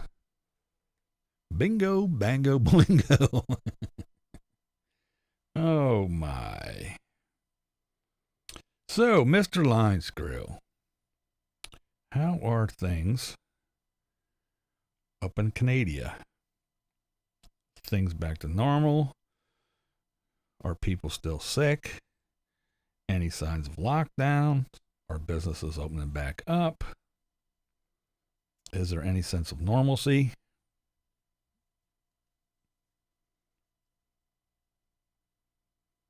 That's why I talk about Carolyn's RV life. 'Cause I care. That's right. And that's why I talk about poor old Camo Doug. 'Cause I care. I care.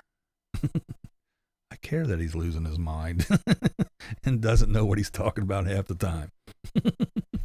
It worries me that he says one thing one day and then the total opposite thing the other day. How he criticizes people for making long videos and getting on and doing live streams because they got nothing else to do.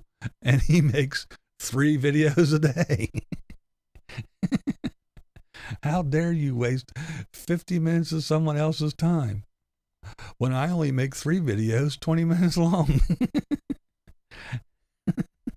How dare you get on and do a live stream because you're bored and got nothing to do when I make 3 videos a day that takes up hardly any of my time? But hey, funny shit. It's because I care. I think he's losing his mind a little bit. I'm wondering what's been going on in my own country as there's been no updates in months. Well, the only thing I hear is what? Oh, I see headlines. Poor Biden is burdened with 500,000 deaths due to COVID. And then I hear that about these vaccines. You should get vaccines. Go do this. Are you going to get one? Are you going to get one? You're not going to get one. And here in my state, you don't have a choice. There ain't none. Where are they at? As far as numbers and things closing and not closing, I don't know. It kind of poof went away. I don't know. I don't know what's going on either.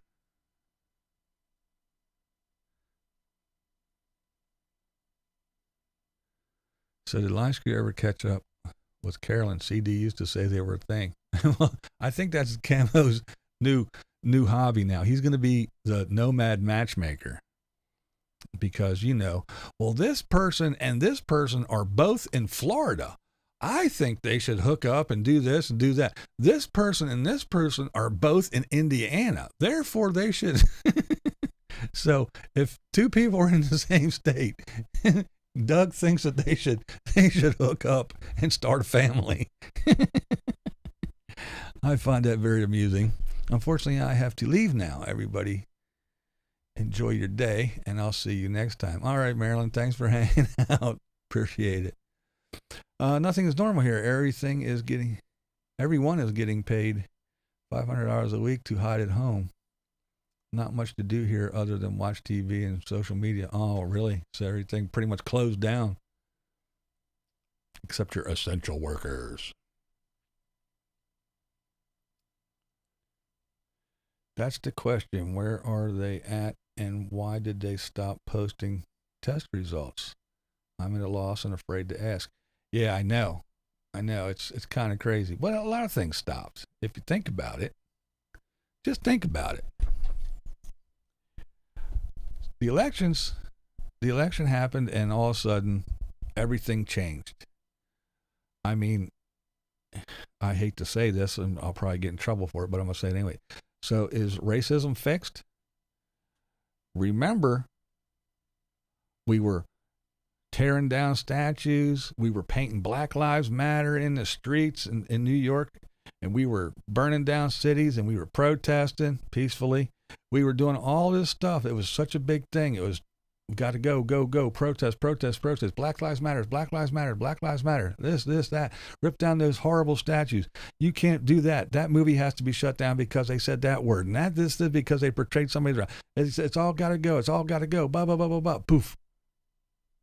Where's all the Black Lives Matter stuff at? What happened? Is it all over? Has it been fixed? Are white people not racist anymore? Are we not all the white devil? Did something change?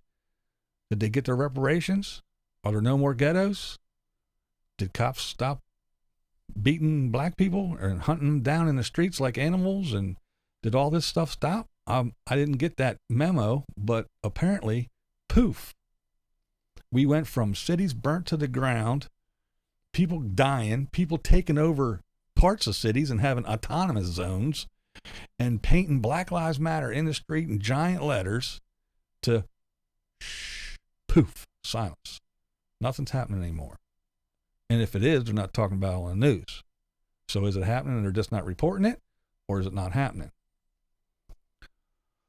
All those racist statues, are they all down and there's no more to rip down? Or did they stop? Why did they stop? So I don't know. Just like COVID. This many people died. Shut down this and wear a mask. Just stay inside. Okay, second wave. Everybody go in. Lockdown. Schools are closed. Schools are open. Schools are closed. Now it's like, yeah, we got to come up with a deal. Vaccines. This person's making a vaccine. This company's making a vaccine. We're going to get this many vaccines out. Vaccines.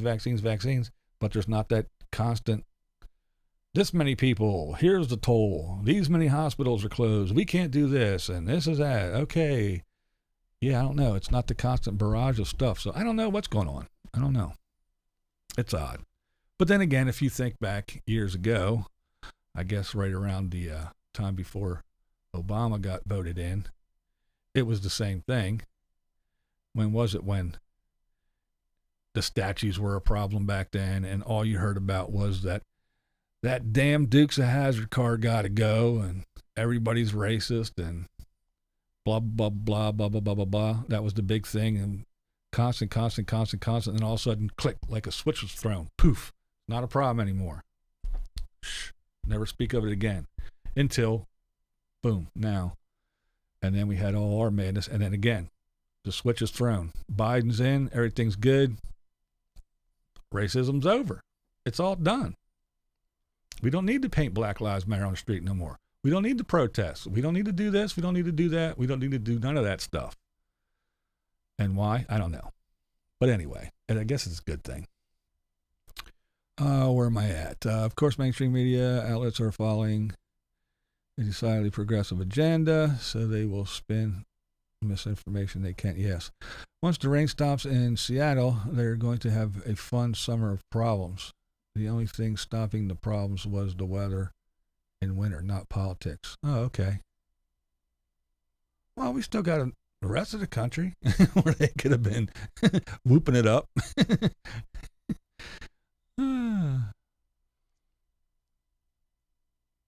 There have always been more promises than can be kept. Yeah, well, that's why I said you can put a cardboard cutout up there and say, this is our president.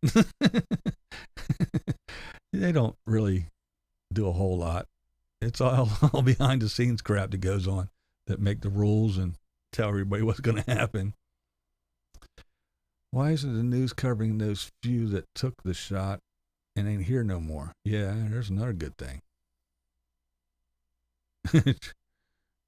Travels from Doodah. This should be interesting.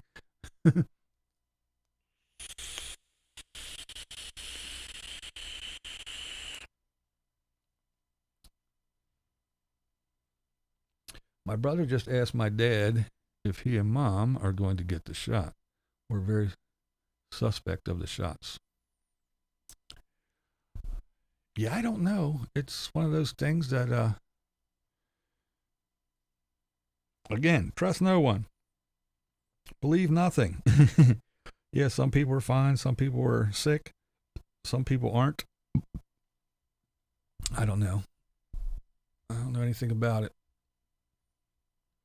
But then again, Bob Wells will fix America. A bucket in every Prius. Exactly.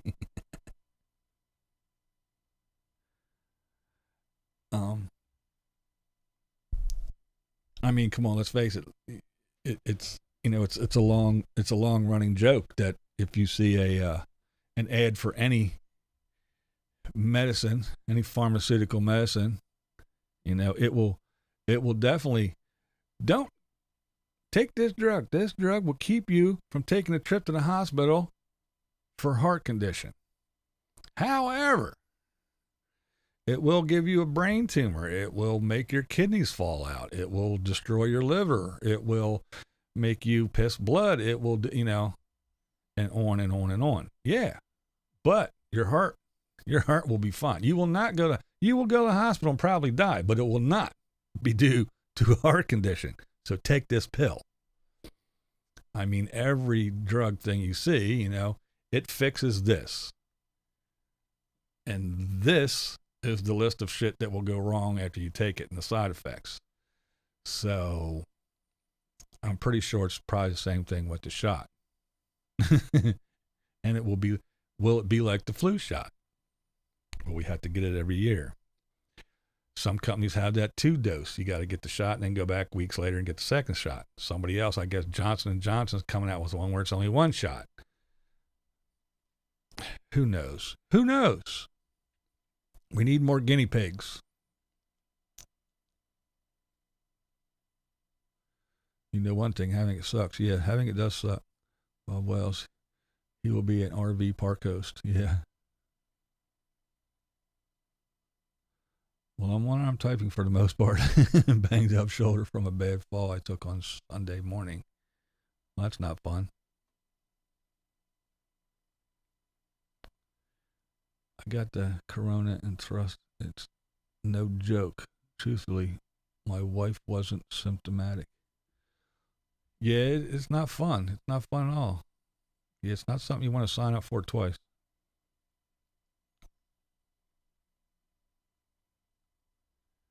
I already had trust issues. Yeah, not much left. Right?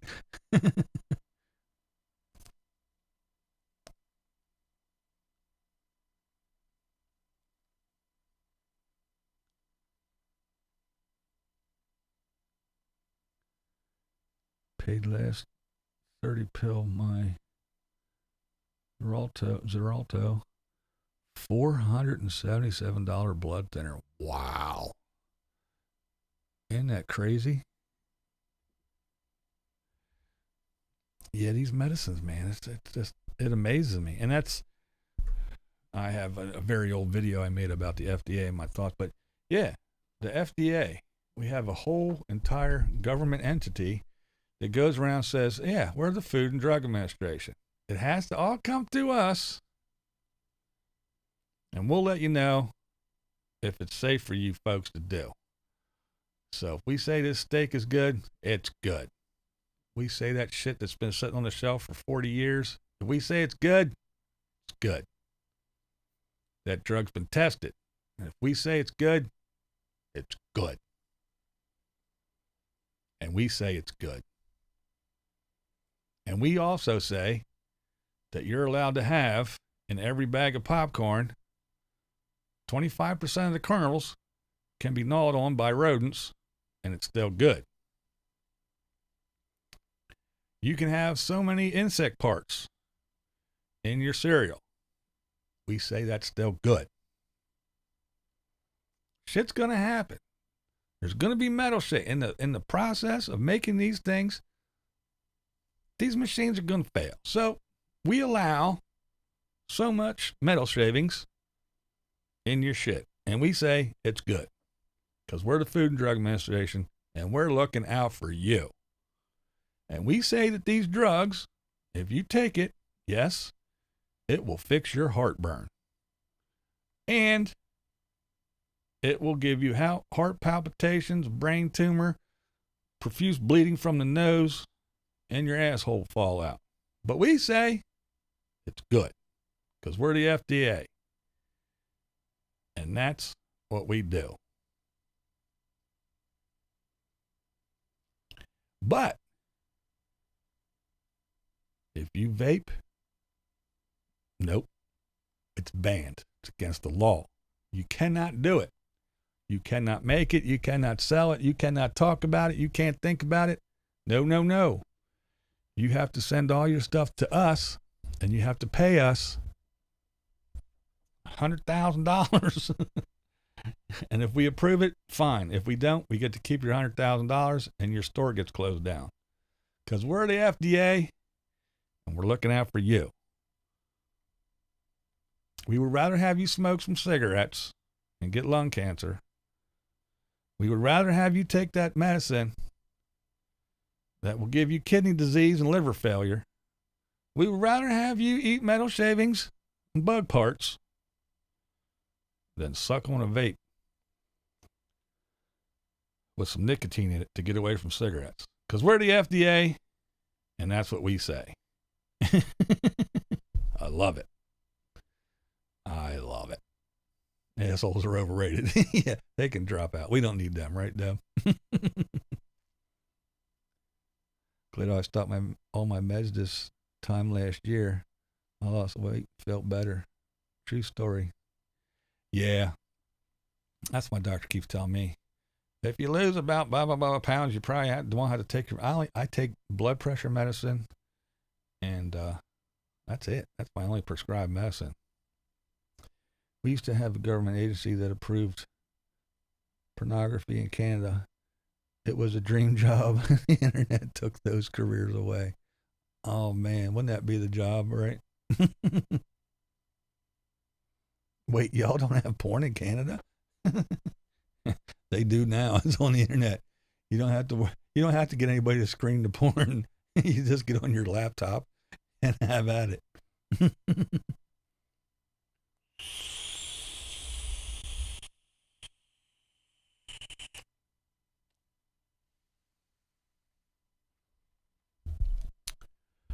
Oh my. What a difference a day makes. Tomorrow's going to be my run around, get shit done day. That's why I'm kind of slacking off today.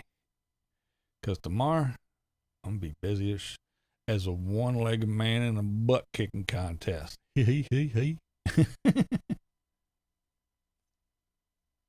They They have uncensored porn now. Yeah. the little boxes floats around is gone. That's funny.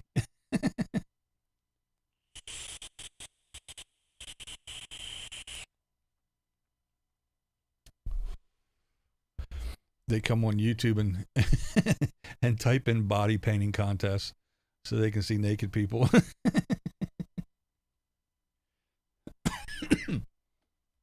That's kind of funny. Quit all meds too. Health insurance is more than my mortgage. Yeah, so can't afford it. Think I'm better off. I know, man. Isn't it crazy how much health insurance costs?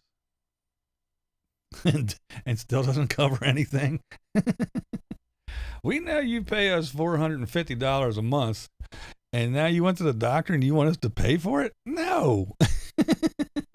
You didn't meet your $10,000 deductible yet. You want us to pay? You want us to pay for your prescriptions? Come on, you're only paying us $450 a month. We're not paying for shit. Get out of here. You got hurt and you went to the hospital. Boy, I hope somebody else hurt you so you can sue them and get that shit paid for, because we're sure of not cutting you a check. Gotta love health insurance. I'm looking for excuses to continue to do nothing today. Well, there you go. BlindViews is on. I just gotta sit here. I can't go do nothing until he's done babbling.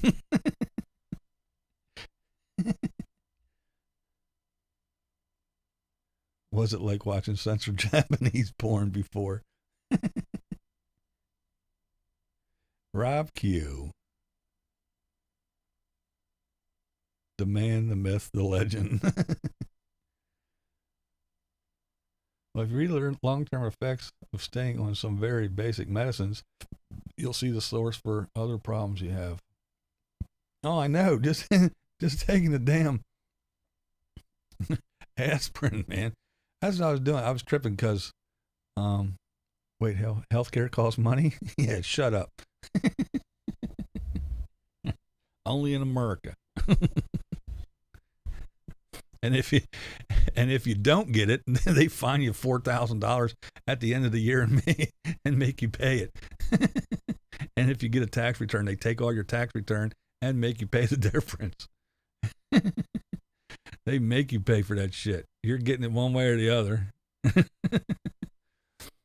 So either pay out the nose for nothing and hope they cover a little bit, or don't get it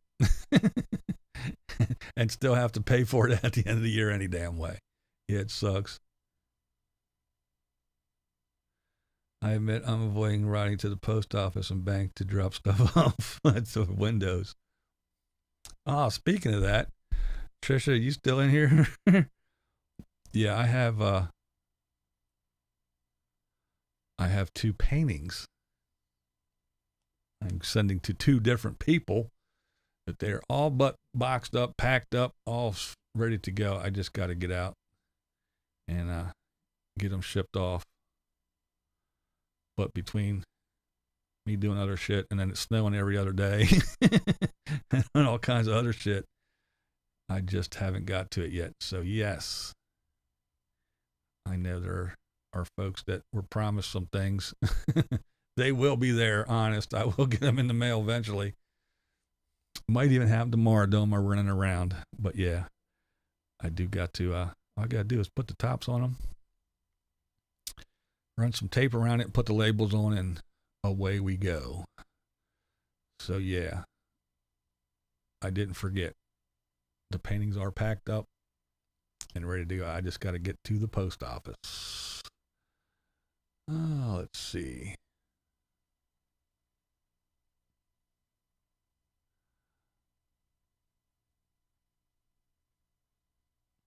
But yeah, what I was going to say was, when they were talking all this banning vaping and this and that and all that shit, and how horrible it was and all this crap, I went and I did a whole bunch of reading and research, and I was just looking at stuff, and I was like surprised at the numbers of, it's like the number of people that die from aspirin, the number of people that die from car accidents, the number of people that die from this, the number of people that die from that. I mean, all kinds of weird, obscure stuff that you usually don't, well, car accidents you do, but you know, like how many people died from taking aspirin. I mean, who knew? But all that stuff's listed, and you read this stuff and like, man, there's a lot of people that just die from all kinds of random shit. So what? If I want to kill myself with that, what's the difference? You let me take aspirin, well, why won't you let me do this? You'll let me buy a pack of cigarettes and smoke it and suck it down. Well, why won't you let me do this? You let me drive real fast in a car. Why won't you let me do this? You're not going to outlaw a car. Drove through Texas. When we went to Texas, speed limit was 70 miles an hour. People were doing 80. So if you let people drive 70 miles an hour and you know they're going to die, why can't you let me do this? I don't understand it. I can understand why you don't let me run around and shoot other people or poke them in the eye with a stick and stuff like that, other people. But if you're going to let me drive real fast in the car and you're going to let me eat aspirin that kills people and you're going to let me, you know, smoke a cigarette, why won't you let me do this? It just doesn't make any sense. I don't know. But I digress.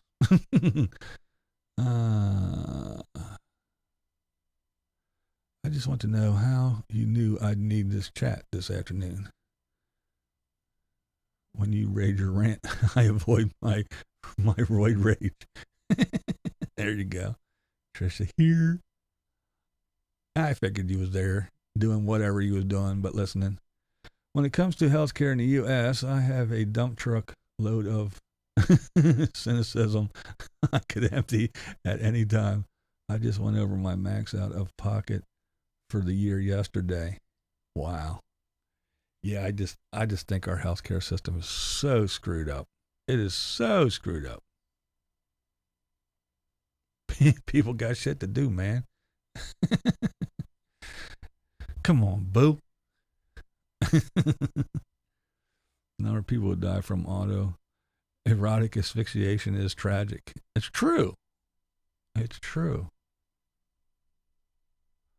What was it? Who was it? The dude? Was it the dude from Duran Duran? Is that who it was? Or am I thinking of a wrong band? Way back in the day. That's how we all learned what that was. That one rock star did it. It was found hanging in his closet. Like, oh, autoerotic asphyxiation. Cool. I learned a new term. I sound smart now. Only because this dude did it.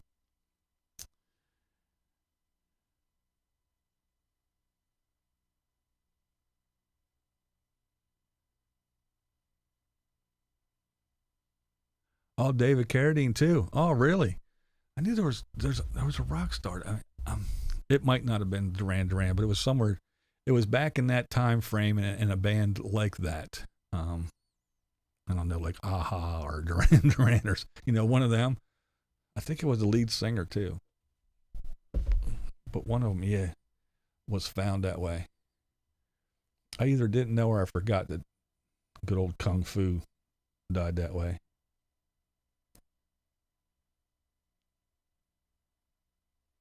Big companies must need more law. Exactly. See, that's the thing. The vaping community ain't spending any money to save themselves. I think that's the problem. You are correct. All they gotta do is start throwing money at shit, and they'll get stuff done. You'll be able to vape in hospitals.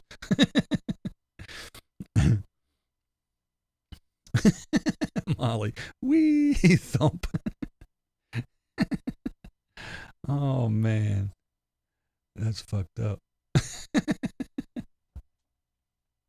Oh, that's too funny.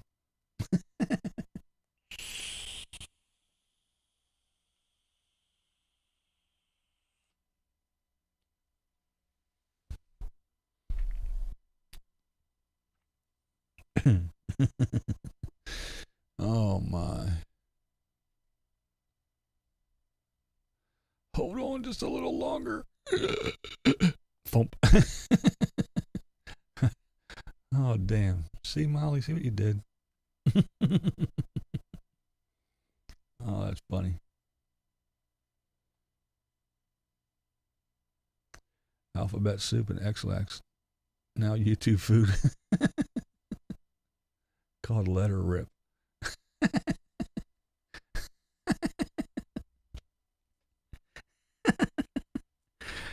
Oh, shit. That's a good one, Alex. When you can snatch the pebble from my hand, time for you to go, grasshopper. That's right. The FDA should fortify vapes with vitamin D like they do almost everything else. Yeah, right?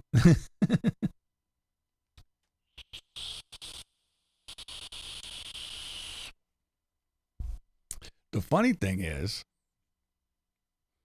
now in the states, even where they, in the states where they legalize marijuana, and then in the states that they legalize just the medical marijuana, you can rip vapes, little dabs and all that, whatever they call it, of the weed, of your medical weed, just not vape juice. Funny shit. Funny shit.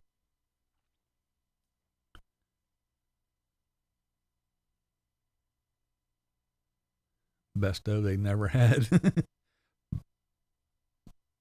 I sure hope it was the best if it was their last.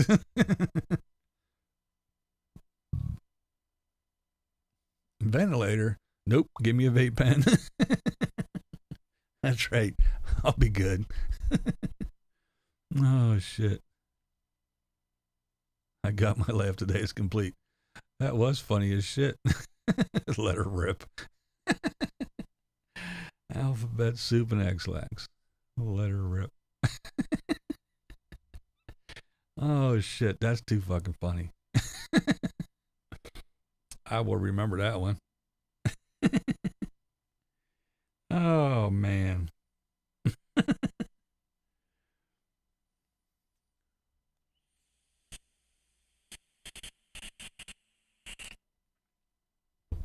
Holy shit, it's after 2. I have been on here wasting my day away, haven't I? Maybe Camo Doug's right. Maybe I do this because I have nothing better to do. I'm just an angry old lonely man with nothing to do. Grrr. And all I do is get on here and go, hi Marilyn, hi Ox, hi Line Screw. Oh, good old Camo Doug. He is good for a laugh. He does make me chuckle. And a lot of head wagging, shaking my head going, what the hell is this guy coming up with now?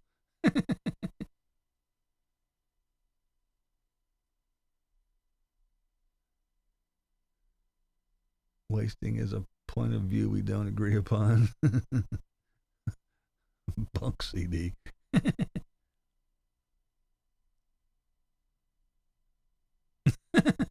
Alphabet soup and X-Lax. Available now on a t-shirt at Camo Doug's merch store. Send me money. It cost me $5 to make, and I'll sell it to you for a cheap $34.99. Well, I didn't pay. Somebody else did. Somebody else paid to have my t-shirts made. Send me $5 and you too can have your little camo army card that someone else made, laminated, and sent to me.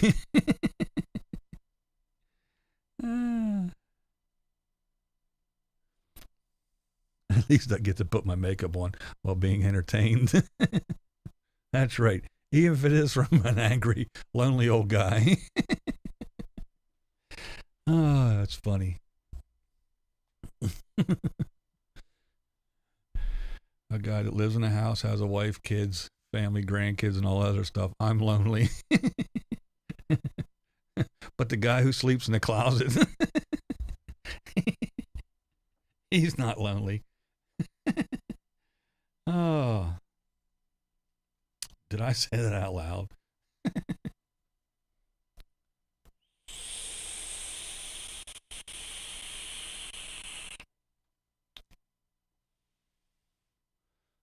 there's really no comparing you and Doug. You bring much more to your streams than Dipshit does. You have music, art, great followers, and people in chat, plus YouTube news we can use. CD has. Oh, shit. Nana Cat got a jet. Thanks for good afternoon, BV. Have a great day, y'all.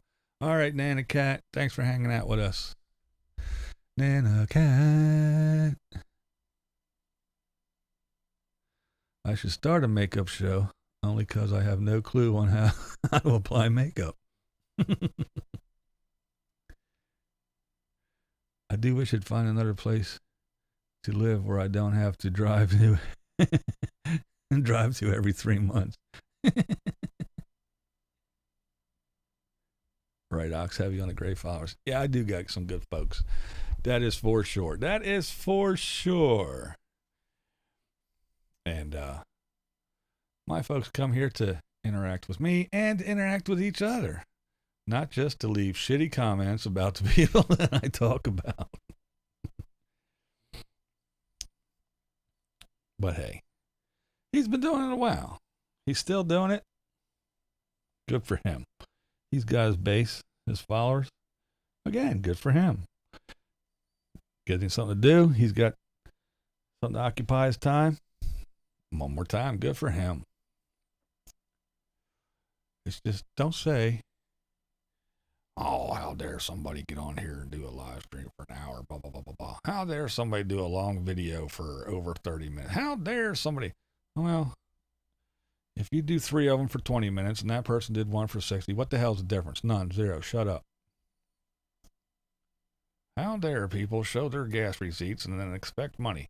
When you hold up your, I just went to lunch today, here's the receipt. Oh, my car's broken, here's the receipt. I wish someone would send me I guess it's just the subtle part. Don't say, boy, I wish I had and hope it comes. Come right out with it. I want someone to send me this. Someone needs to send me a. So I guess that's okay. You just can't subtly do it. Just come right out and do it. I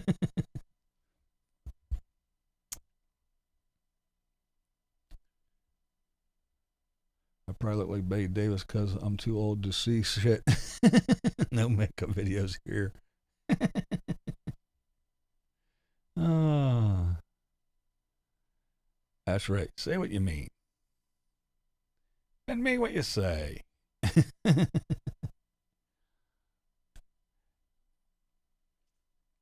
It's fun, though. It's fun. Oh, there's the radical one. I wish someone would send me a new RV and truck. I know, right? That's what I'm saying. The blind guy wants to go see places where I can still see, but he can't afford a house and an RV. He doesn't want to leave his house. He needs that place to go back to. So somebody needs to send me a damn RV so I can go travel around and see these things. I don't know what's so hard. I've been doing this for years now, and still nobody bought me an RV. It's ridiculous. The hell is this YouTube good for? I thought that's why I was doing it. That's what YouTube's for. I thought that's what it was for. I was watching these people that sit there and go, I want this, I need this. I don't want to have a job and live in a house. I want to live this RV nomad lifestyle, and I want you to supply me with all the money and the things that I need, and they get it. So I thought I could just come on here and say, I'm blind. I really want to go see things where I can still see, but I can't afford an RV.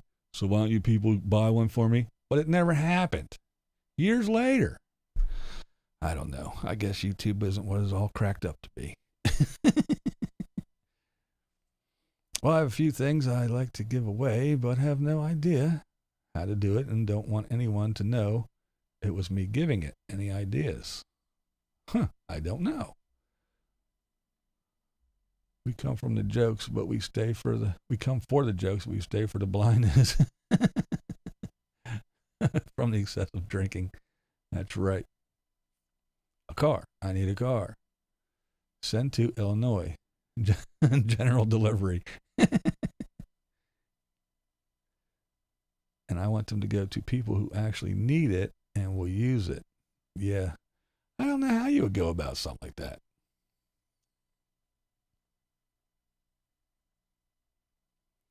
Any bets Camo Guy drops a video after you're off today? Oh, probably. He probably dropped one off. He's probably working on making his third one for the day. Oh, and a driver too. That's right. And a driver. I like BB because he's himself. Doesn't put on a show to the camera. I respect real people. Fake people are like three-legged dogs trying to bury a bone on ice. Thanks, Ox. Here you go. Don't send me on any more super miles. I got enough, thanks.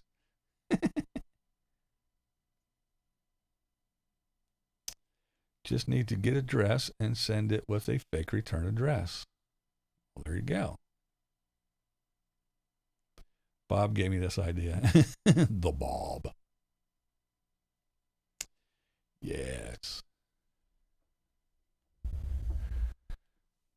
It's crazy, though.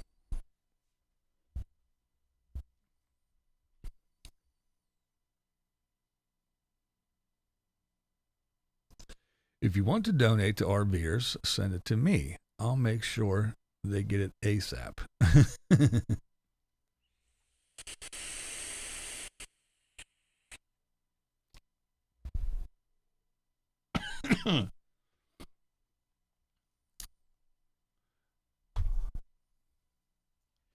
Yeah, but once I get this one little piece of equipment that I need, I got to get the right one. I'm trying to find the right one for the right price point. Then we're going to have some fun when I do these streams, because when I push these buttons, we're going to have all kinds of fun. Some stuff's going to be happening. That's right. We're going to have fun. Fun. Boom.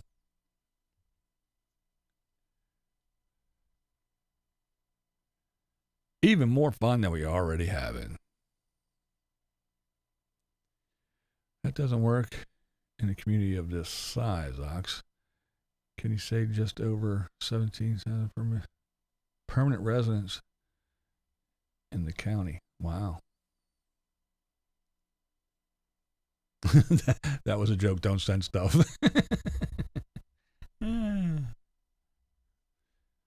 People at the post office would look at me and ask why I was using someone else's name and address. They know me.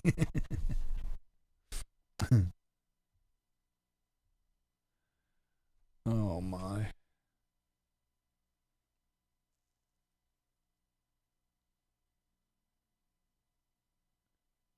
Who will play BlindViews when they make a movie about him? It can't always be Brad Pitt. Maybe Ted Nugent won't be busy.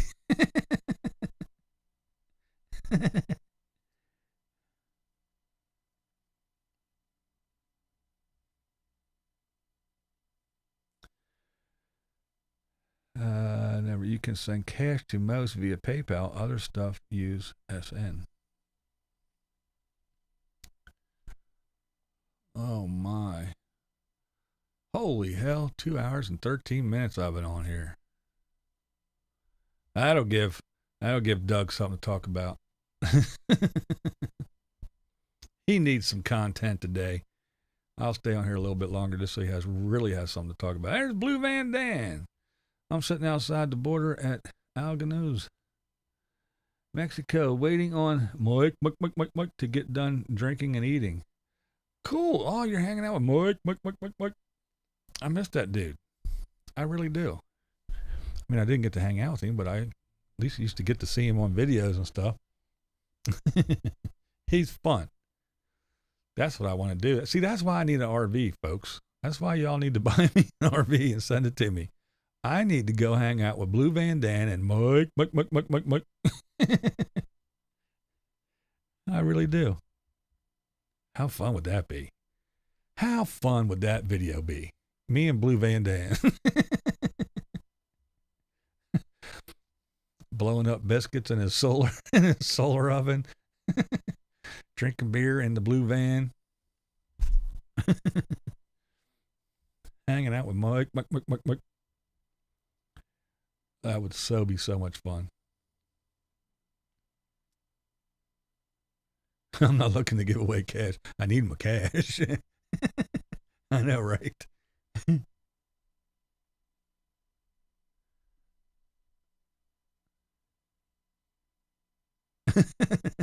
So, Dan, that takes care of February. Blue Van Dan would be a blast to hang out with, for sure.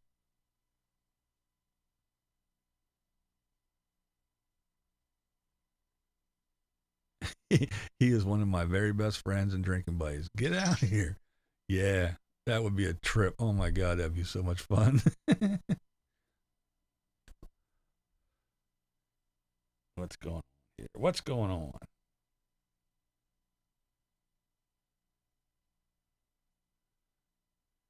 on? Oh, breaking news, breaking news.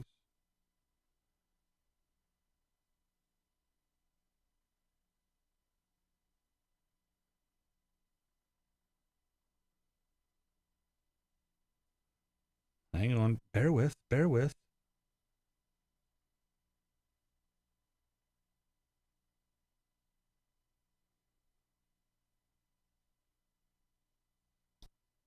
Bear with, bear with.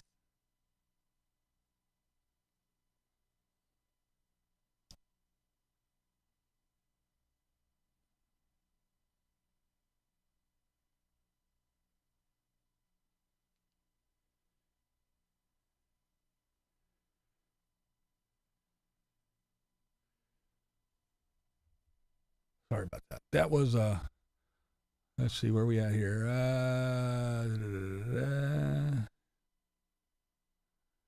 OC meds don't like strangers. Dodge equals quality and reliability. I got to go back in tomorrow to have teeth yanked and get a denture installed. Oh, cool. I'm just glad to see that shit. Not that it's bad. I just think it's hilarious that America, we're number one, we're great, we're awesome. But everybody has to go to Canada or for their drugs and go to Mexico to get medical procedures done because America sucks so bad. Well, they don't suck. It's just they're so damn expensive. I'm just glad y'all got someplace to go to get all that shit done, man, for sure. Did you hear anything about this? The Cherokee Nation asked Jeep to take the name Cherokee off their cars. Wow. No, I didn't hear that. See, stuff like that doesn't make sense to me because, what's up, Misty? And hello, Tasha.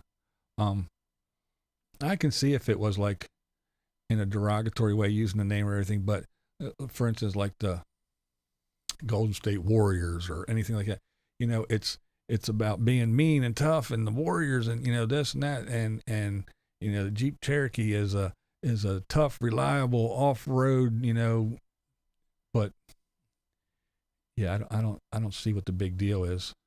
Now, if it was, I don't know, maybe the name of the shit bucket that Bob uses. Yeah, maybe I could see being upset, but if it means, a warrior and strong and reliable and, I don't understand it. But I'm not Native American, so I guess I don't understand all that stuff. It doesn't affect me in the same way. So what do I know? So saying some of this stuff just turns me off, even if it does add it. I'd rather find people who actually need it and will use it. A Subaru transmission rebuild kit comes to mind. Oh yeah, shit like that, yeah.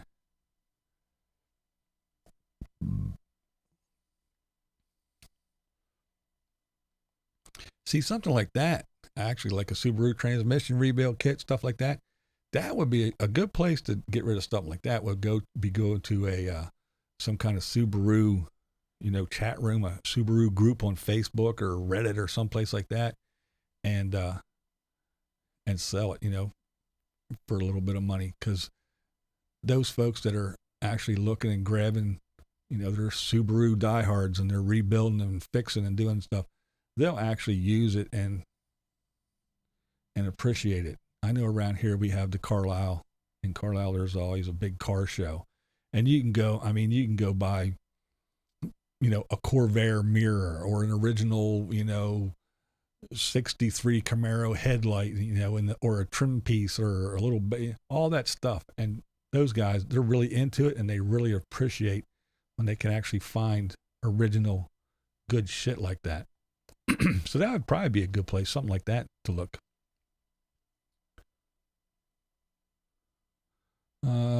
Ox says, Lori, that was started by a small group of Elder Nation members. Older wounds sometimes never heal. Yeah. Dan says, my girlfriend is going to have trouble walking soon. I picked up a batch of dick pills. Uh-oh. So what you're saying is if the bands are rocking, don't come a knocking. Misty's doing good. I'll name my rig Camo Bob.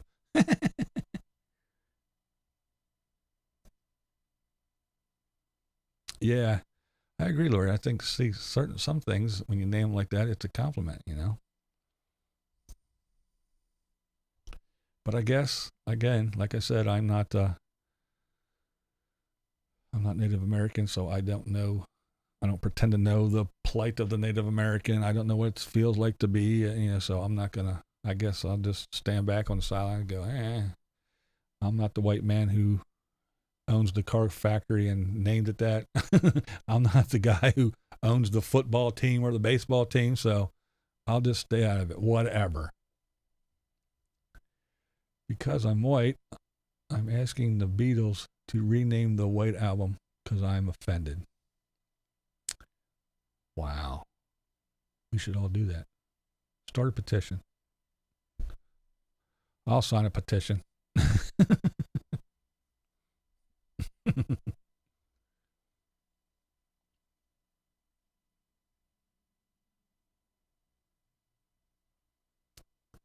I'm old, so I want residuals from Old Yeller.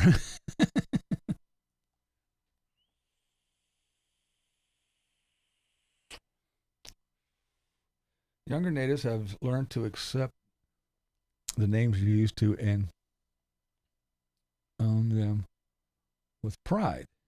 It's the elders that find offense in the names due to it being kind of racist in their eyes. Dan, the Jeep I had years ago was a Wrangler. I wonder how many cattlemen is offended, but I'm a tiny fraction Cherokee. So sure send one of those. That's right.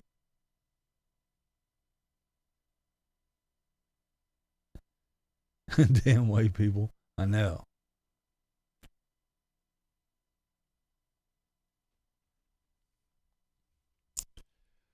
Yeah, I guess now you have to be careful about everything. Watch what you say.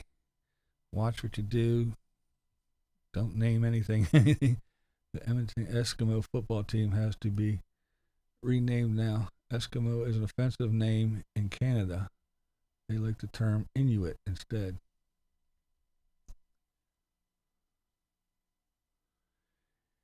Yeah, I know. That's another funny thing. It's like, something's referred to or called this for, decades, and then all of a sudden one day, I don't know, 2, 3, 4 people get together and go, this is offensive. We want to be called this now. So what? In a couple more, 20 more years, that'll be offensive. And we'll have to figure something else out again. I don't know. I don't get it.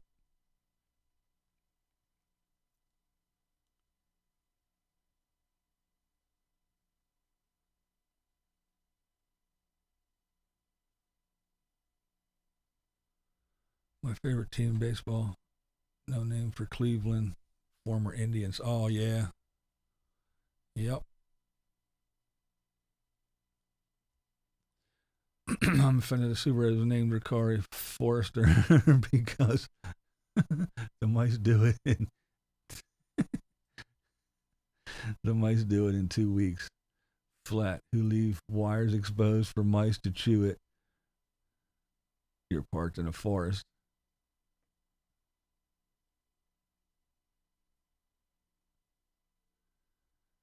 Brett, new name is Lake Burners. And don't name your kids Karen anymore. That's right. And remember, don't forget, I came up with a new term. Non-nomads are Karens. But if you're a nomad, you're a Suzanne.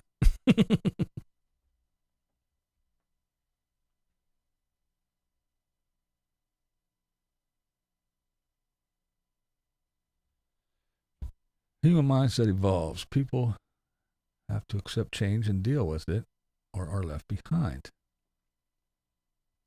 I hate my car. Can you tell? Edmonton Inuit sounds good. No, I mean I get some terms that are offensive, like the one referring to a certain group of people that we used to use. I can see it being changed. You know, if you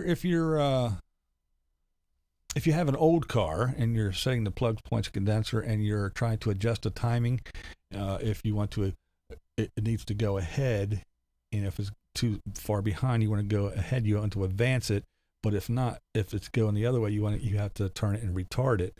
So yeah, that term I get, but there's a bunch of other ones that, to me, again, it's to me. I'm an old white guy. What do I know? I don't have oppression. I've never lived through anything hard times and blah, blah, blah, blah, blah. Anyway, but there's a lot of other terms I don't understand what the big deal is. I love my van, says Blue Van Dan, except that she always wants more bling all the time. Good old Blue Van Dan. I'll tell you what, the first time I saw Blue Van Dan, I saw that van, I was like, that thing is cool. I love that old van too. I mean, I've never sat in or looked at or touched or anything, but just seeing it is a cool ass old van. I'm glad he fixed it all up and it's still chugging along. I do like that van, Dan, for sure. My kids all call me old horse. This kind of makes me all proud and shit. Yeah, that's right. That's right. I'm old. Boomer. More boomer talk. That's right. Sure am. And you too, young whippersnapper. If you quit doing dumb shit, you may also grow to live as long as I have and learn. If you learn half as much, you'll be lucky. So yeah, you can call me old, you can call me boomer, you can call me whatever. Every gray hair, every wrinkle, every crease I've earned.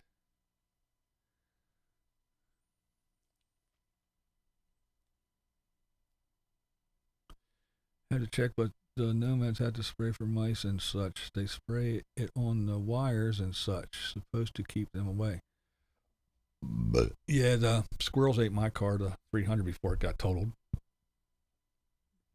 What it is they make the insulation on the wires. They stopped using petroleum products and they use soy products. So basically what they're doing is they're wrapping your wires and your wiring harness in a nice, juicy, tasty rodent snack. That's the problem. Oh, we have to do that. Oh, no more petroleum products. Because rats and mice and squirrels don't like to chew on fucking oil. But they love soybeans. They love tasty little snacks. So that's what we'll do. We'll go ahead and replace all this petroleum product with soy product. So now your car is one giant snack for the rodents. And that is what I was told anyway from the mechanics when they had to fix my car after I took it in for the second time, getting chewed. And I tried fox urine. I tried peppermint extract spray. And that's why anybody that watched the snow video, that one snow video I put up, that owl that's up there, that the head moves around, that's to chase the squirrels away and everything. And yeah, them ghetto squirrels I got, they don't care about nothing. They lick up the peppermint spray and and chew and chew on the wires anyway. They don't give a shit. They sniff. They go, fox urine. I don't see no foxes. I don't care. And they just go to it. They have no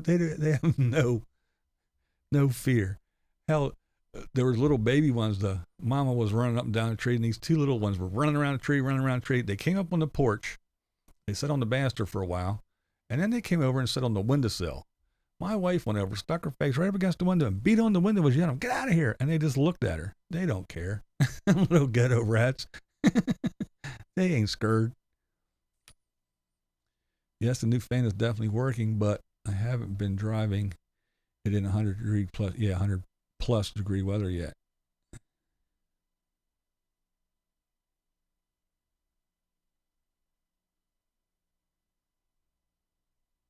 Yeah, if they like the old one, they definitely love the new shit. That's for sure.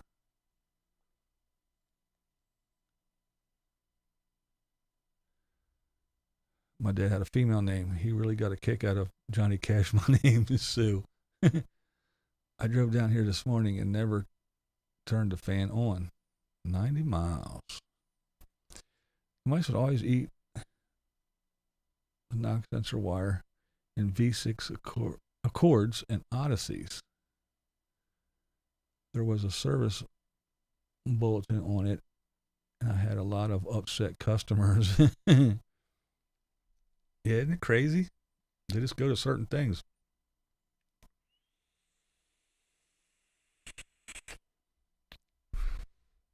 I sure hope the soy wiring is certified organic and vegan. I know, right?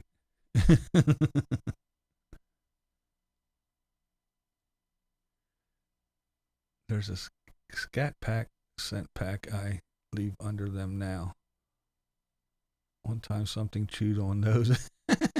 I guess.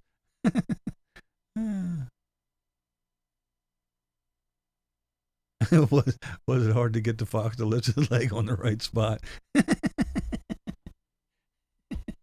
Yeah, I know. That's what I was thinking. I wonder who collects the fox urine. It was in a spray bottle, actually. Who follows the fox around and says, "Piss in this bottle, damn it."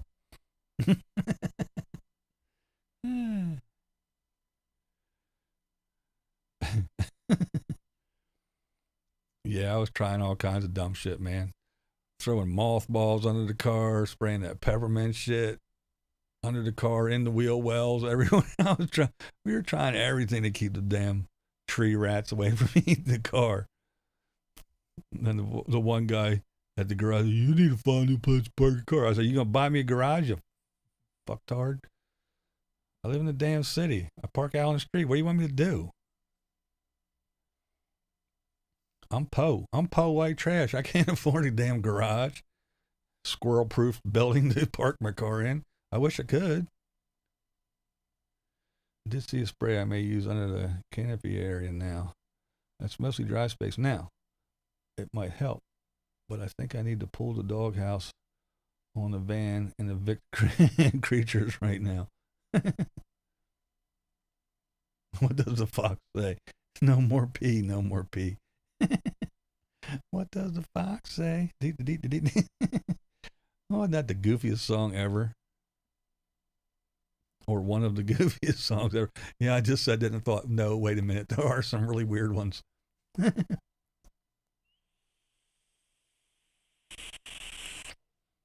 They don't eat the van wires, but they love the Subaru wires. I ain't saying nothing. I don't want to jinx it. All I know is they loved that 300, man. They were underneath that thing any chance they got, and they were just nibbling away. They ate all kinds of shit. And with these new cars and everything, is a damn computer hooked up to something with a wire. Next thing you know, everything's going nuts. This won't work. Turn signals won't work. Now your radio's shot. Can't put it in reverse. It's like, what the hell's going on? Yeah, they just ate all the wires.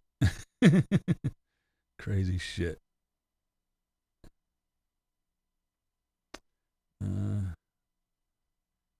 What year?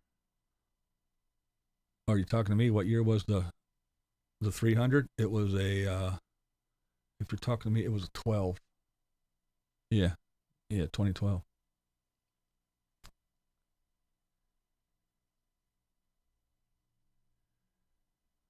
I haven't had a problem with mice. I think it's because this thing leaks so much oil and gas fumes. They figured it's a low rent district. That's right. If you see little mice with gas masks on, then you got to worry, Dan. or them running under holding their nose. They need a snack real bad. That's funny. I got a flashback when I got married to ex's hunting buddies. Filled out gateway card with newspaper and put something called fox lore on the manifold. Oh, yeah, isn't that fun? The van is an 89. I had an 89 Suburban that I had for a long, long, long time. That thing was a tank. That thing was a beast. I loved that thing. Big giant. It was gray. I had it. It started to rust in some spots, so I had the body work done. And I had them shoot it black. Just guys like, it's gonna look like crap. Black shows all the ripples and waves, and I was like, I don't care. It's a fucking 89 Suburban. This was like in 2000 or whatever. I don't even know. I had it for a long time. It had a lot of miles on it. I was like, I don't care. Just shoot it black.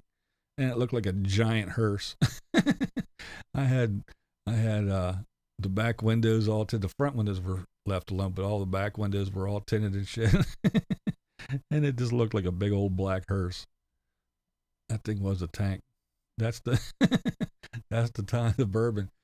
We the wife and I went into the mall, and this is when we had the portable sawmill. We had the sawmill business. So there was cant hooks and chainsaws and shit like that in the back of the bourbon, because that's what we pulled the sawmill around with. But anyway, so we go into the mall, and we come out of the mall, and we're walking across the parking lot, and I'm looking, and I'm like, what the hell? There's glass. I mean, there's glass everywhere. There's glass on the hood. I mean, on the roof of the bourbon and everywhere. There's glass all over the place. I'm like, what? I was like, oh, man, tell me somebody broke the window and stole all my chainsaws and shit. So we get closer, and no, I'm looking. There's like no windows are busting out. So we get up to the Suburban finally, and I turn around and look, and there is, and we're here in the parking spot, and then over here in a parking spot is this girl sitting in her little hatchback. That the hatchback is exploded. The whole back of the thing is all crunched in, and she's just sitting there in her driver's seat with the door open, and she's just sitting there bawling. And I looked over, and what she did was she got in her car and she did something, put it in reverse and tromped on the gas, and that car flew backwards really fast and hard, hit the Suburban, and just totally smashed the back of her little hatchback, blew all the windows out of the back. The hatch was all crumpled in, and she was just bawling her eyes out, waiting for her dad to come. She just got calling her dad. And I looked over, and the tail light was cracked, and there was a little scratch on the bumper of the Suburban, and that girl's little hatchback was destroyed. So yeah, the old 89 Suburban, that thing was a tank.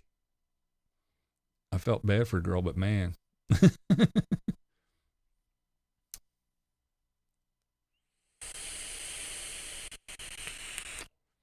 Funny times and good shit. For sure. All right. It's definitely time to get the hell off of here. Oh, there she is, Lola. Stop by for a minute. Don't tell my boss. There's Lola. I guess I'll hang out for a couple more minutes. I was just getting ready to say my goodbyes. So how are things, Lola? I keep seeing things about people with no water and people that do have water are on boil advisories and blah, blah, blah, blah, blah. But that's news, so I figured I'd just ask you, what the hell's going on? You got power back? Are you getting water? And the water's turning on? Is it flying everywhere because all the pipes are broke? How's it hanging?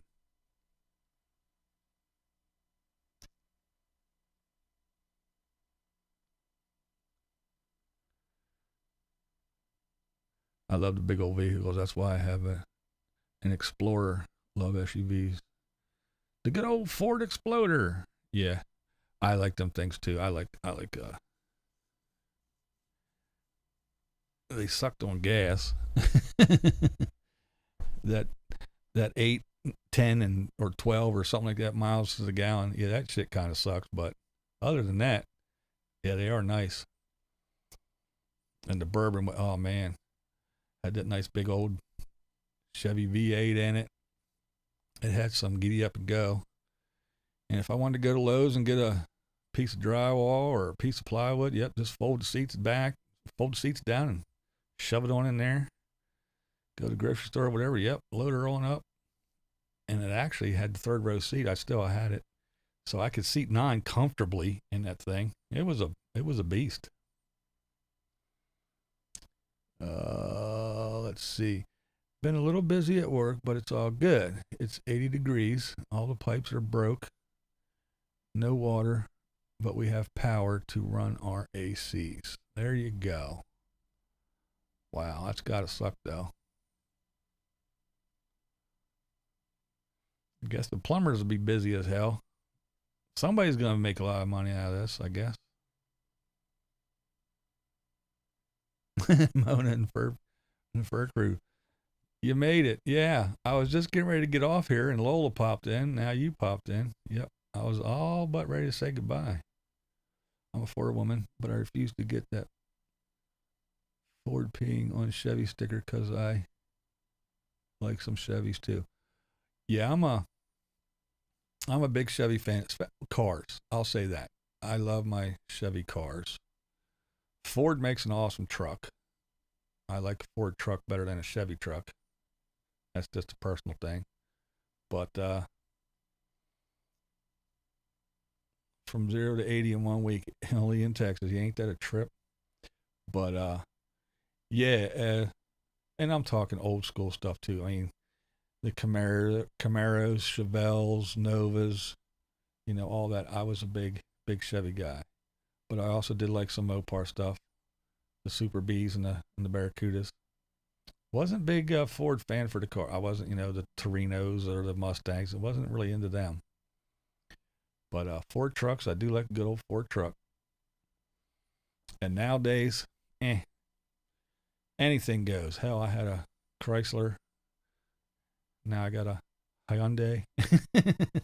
So whatever fits the budget, whatever has the goodies, the bells and whistles that I want, that fits the budget and has a good gas mileage.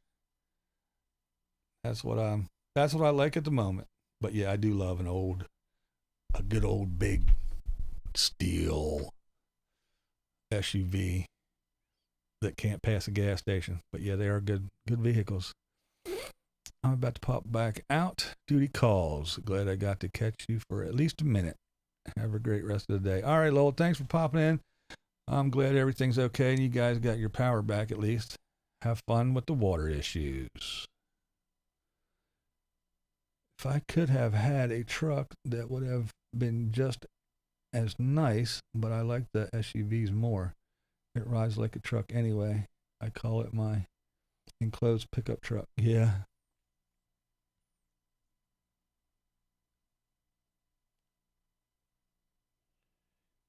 '87 Pontiac. Lowell doing the double wave, the hand wave and the water wave. Oh shit. Yeah, I always like the SUVs better than the pick 'em up trucks myself. That way you ain't got to worry about getting a tonneau cover or a cap or any of that dumb shit. I figure if you're going to get a pickup truck with a cap on it, you might as well just go ahead and get an SUV. At least it has seats in it. If you're not hauling shit, somebody can sit there. unlike a pickup truck, unless you got a crew cab, but still, that's not the same. That old Bourbon, man, you, like I said, you could get the back seat and stretch out. I'm 6'1", I could get back there and stretch out. Even in the way back, the third row, still had plenty of room. And to set 3 people across each one of those bench seats, not a problem. Yeah, love them good old vehicles. I can haul and tow with it, not a ton, and it even has room to sleep if you need to. Yeah. Yep. Isn't that what the other Carolyn, RV Rebel Girl, does she have? What does she? Does she have like an Explorer or something like that? That she hauls her little travel trailer around and shit? That's a pretty nice vehicle, whatever it is. I think it's something like that. But yeah, I got to meet her and hang out with her a little bit too. She has a nice little vehicle, man. She got a nice setup, nice trailer too. It's a nice size. The wife said the same thing. She was like, "Man, that's nice." She said, "That's a nice size. Not too big, not too small." Yeah, the wife really liked Rebel Girl setup. I have so enjoyed today's chat and laughs. Much needed. Have had 2 Chevy Blazers and loved them for years. My SUV was an International Scout in the 70s. Wow. Yeah, my stepdaughter, she had a couple Blazers. She bought, used beaters.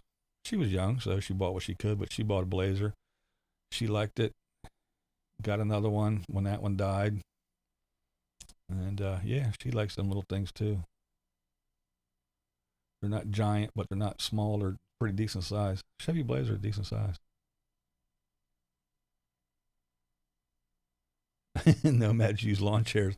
Plenty of seating in a pickup. Good point.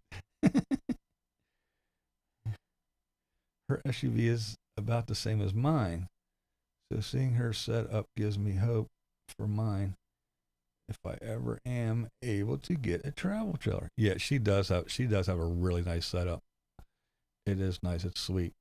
Like I said, her trailer is, it's not real big, but it's not teeny tiny. It's a really nice size. And yeah, when I saw what she was dragging it with, I was like, wow, that's pretty cool. And it's a newer one. It's nice. It looks really comfortable, and it's not real big either, but it's spacious inside. And she really does have a really nice setup. She really, really does. All right. I'm really going to get out of here this time for sure. I've been on here for almost 3 hours. And it's almost 3 o'clock, so I guess I get on here around noonish.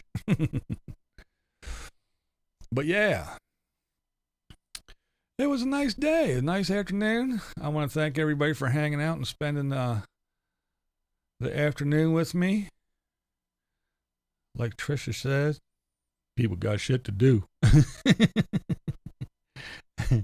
And I know people got shit to do. That's why I really do appreciate when people take some time out of their day to hang out with me and spend some time and chit chat. And I hope everybody is kind of getting used to the way I do these now, where I get on and kind of do it video style and focus on if people want to watch it later, where it's like a video. So I kind of ignore you guys in the beginning. And then after I'm done with my little rant rattle on, then I can go over here and we can talk about whatever. So I'm trying to make it so I'm sure once somebody sees that this thing is almost 3 hours, they're probably not going to click on it. But